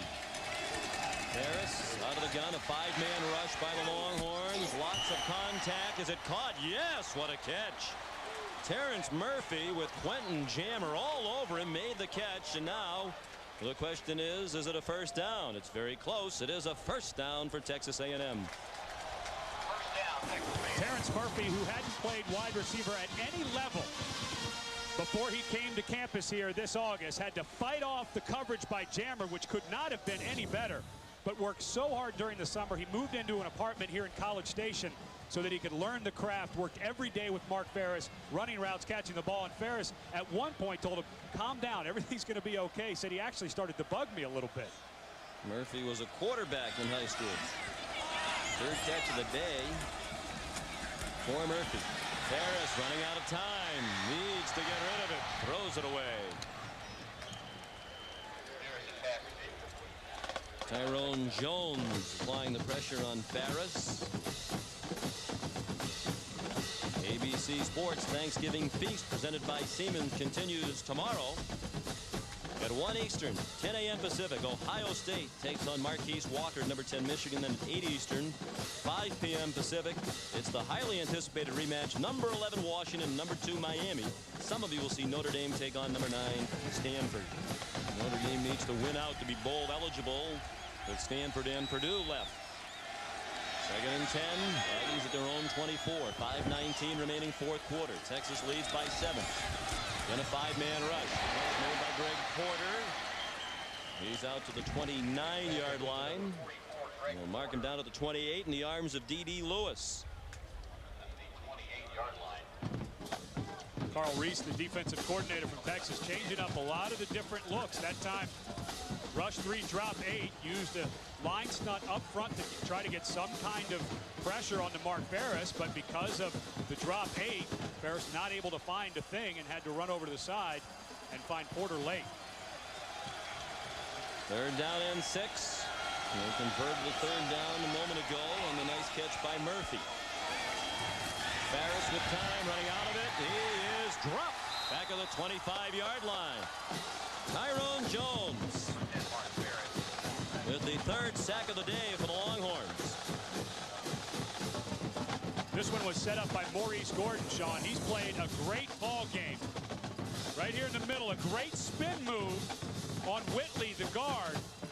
Flushes Ferris out of the pocket, but Gordon a little undersized in there in the middle. They had a couple of big guys, Sean Rogers and Casey Hampton, they had to replace, and he's really stepped up and played well today. Skates. Punt buffeted by the wind, and Vasher ran up to make a fair catch at the 50-yard line.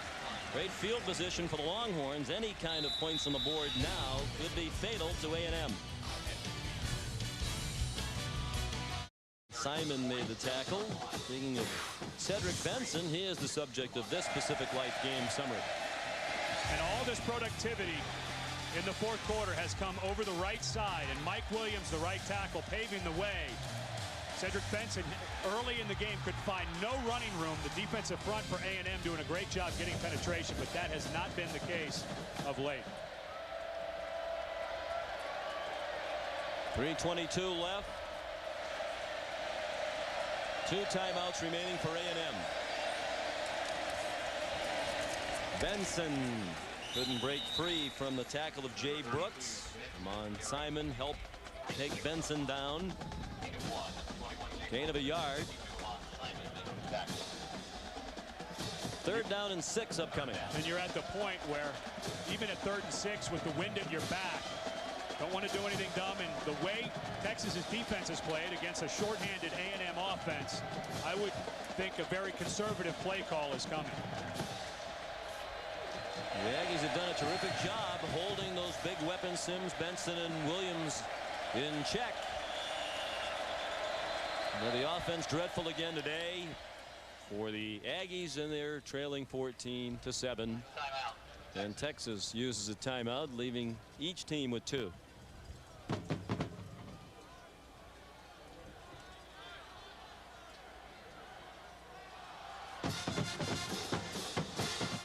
ABC Sunday. A record crowd of more than 87,000 on hand. And a big third down play. Mac Brown and the staff used the timeout. 2:36 left. And first down would really make things difficult for the Aggies. They keep it on the ground with Benson, and they stand him up. About 2 yards short of the first down. Brian Gamble the first to hit him and stand up Cedric Benson. They're in a situation, Ed, with the wind. If they could just get into field goal range, they could salt this game away in all likelihood. But 3 and out, and they'll try to pin the Aggies deep. A&M down to 1 timeout left now with 2:29 remaining. And with A&M now looking at Texas punting the ball with the wind at their back. Not really worried about field position. It might go into the end zone. You might as well rush 10. They've got 2 guys out there, maybe even leave 1 unblocked. They have to force something to happen. Their offense struggling so bad without Jamar Taylor, their starting wide receiver, their leading wide receiver out today. Derek Farmer, their best running back and leading running back, out for today. Might want to try to make something happen on their special teams like happened to them earlier in the ballgame. The executive producer of ABC Sports is Howard Katz. Coordinating producer of college football, Bob Goodrich. Today's game produced by Bruce Clark, directed by David Kiviat. Our associate producer, Eric Posman. Associate director, Craig Bigelow. Production manager, Denise Nelson. Our entire crew appreciates Denise's efforts in putting together our Thanksgiving dinner last night.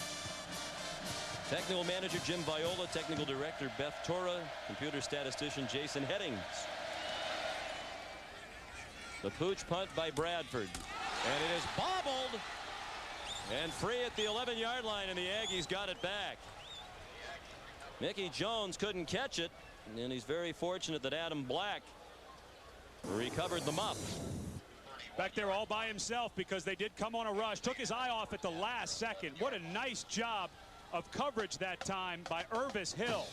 Made Mickey Jones just a little bit nervous. He knew he didn't have any blocking set up. Took his eye off for that 1 second when it hit his shoulder pad.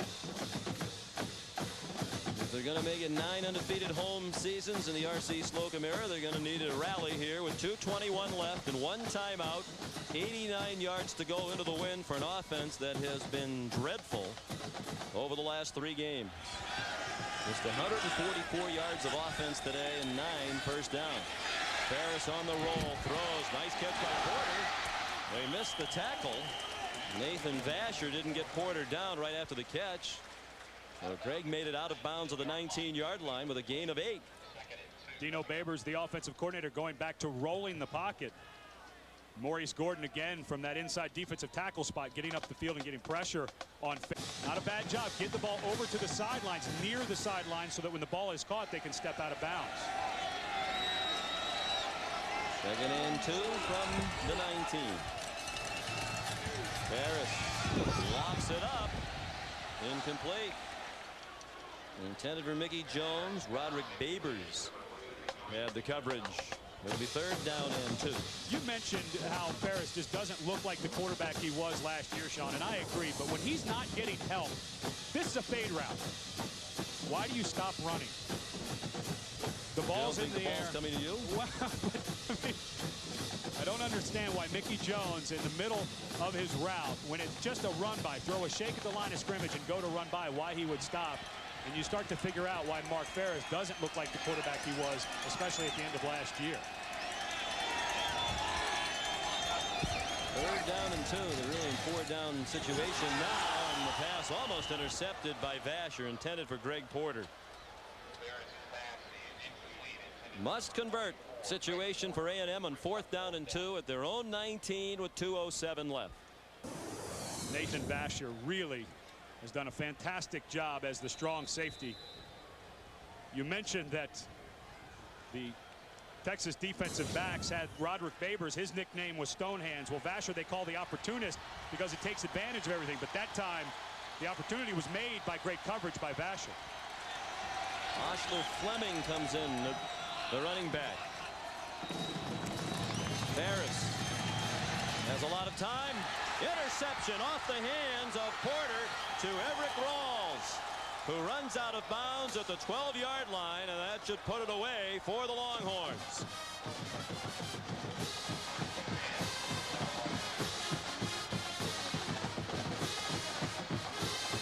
Difficult throw for Mark Ferris coming back. He looked at Greg Porter early, who was covered on a crossing route.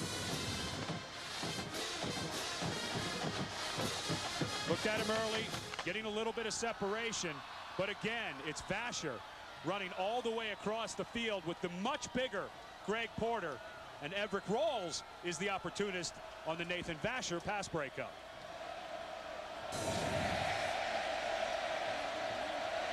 We can talk all we want about the lack of a supporting cast for Ferris, and it is true, a lot of young and inexperienced players in there, but he has not been sharp in recent weeks either. The 26-year-old junior quarterback. Benson trying to run out the time. Just one timeout left for A&M. Evan Haroni and Terrence Keel made the stop. We also want to thank our graphics operator Lily Bess, production assistants with our crew Jared Boschnick, and the incomparable Rick Cushman, director of production Bob Toms, in the BCS and play in the Rose Bowl for the national championship.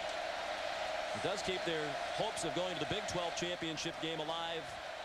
That would be next week, but they'll need an Oklahoma State upset at Oklahoma in Norman tomorrow for that to happen. Benson through a big hole, driving inside the 5, touchdown.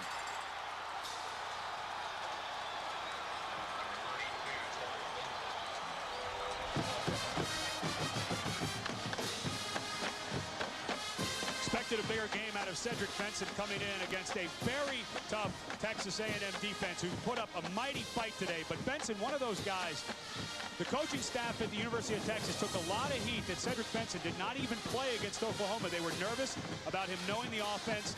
And to be honest, they didn't know how good this young man really was. A lot of his skills don't show up in practice. He is better in games than they ever expected he would be this early.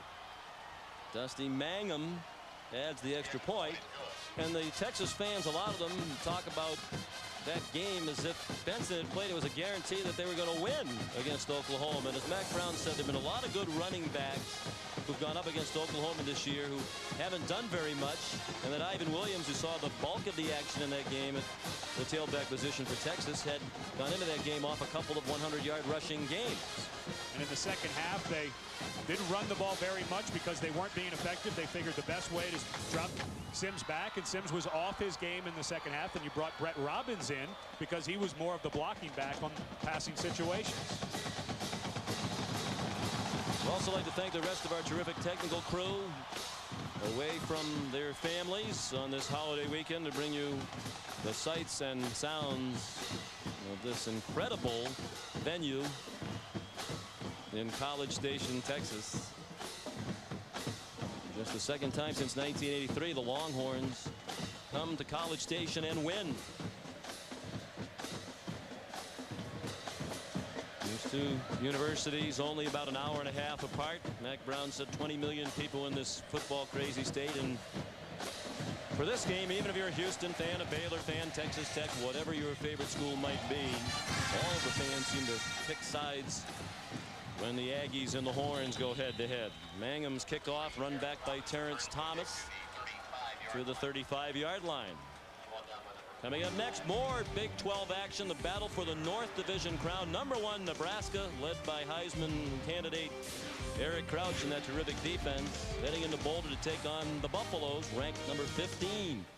It will be Bobby Pesavento took over at midseason for the injured Craig Oaks at quarterback today for the Buffs. So stay tuned to ABC Sports as our Thanksgiving feast presented by Siemens continues.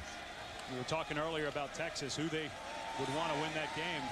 I think they want Nebraska in the Big 12 championship. Gives the best chance of Oklahoma losing in the Big 12 championship. And I think Texas needs a 2-loss Oklahoma team for them to jump above them in the BCS. Don't know if they jump above a 1-loss Nebraska team to sneak in. Torrey Redding with the sack. A loss of 4 back to the 30-yard line. 50 seconds left. 4th sack of the day for the Longhorn defense.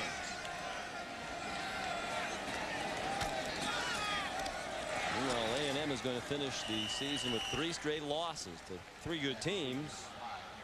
Texas Tech and 2 outstanding teams, maybe the 2 best defenses in the country back-to-back, Oklahoma and Texas. Quentin Jammer made the tackle on Terrence Murphy. Gain to the 38. It'll be 3rd down. And statistically, Sean, you'd have to think that Texas will become the best defense in the country with this showing today. They will. In terms of average total yards allowed per game, they'll move up to number 1 in the country. They moved to 7-1 in conference and 10-1 overall. Oklahoma with a chance to go to 7-1 and split the Big South crown, but Oklahoma would go to the conference championship game by virtue of its win over Texas if the Sooners beat Oklahoma State, as they should tomorrow. Certainly this enhances, at the very least, the Longhorns' chance of being invited to a BCS bowl game as an at-large team. 10 seconds left. 4th down. And they convert on the completion to Mickey Jones. Today's Chevrolet players of the game are the defensive secondary for Texas. All of them outstanding. 2 interceptions. And Babers had a block punt. And Gerard Penwright leading that A&M defense. He had 8 tackles. And was in the backfield, providing a lot of pressure on Chris Sims all day long. In recognition of their efforts, Chevrolet will make a $1,000 contribution to each university's general scholarship fund. Well, A&M fighting to the finish, uses a timeout. Quentin Jammer, a guy that we didn't bring up very much today, Sean. There was really only one time that they threw to his side, and Terrence Murphy made a spectacular catch on a nice throw by Mark Ferris. But Jammer, 6'1", over 200 pounds. He is built so strong in his upper body. You wonder if the NFL looks at him, although a great cornerback, taking nothing away, that he might project to more of like a strong safety because of his build in the NFL.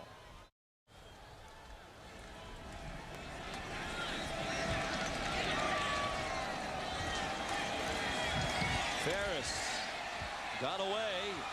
This will be the last play of the game, and it is a duck up for grabs and incomplete.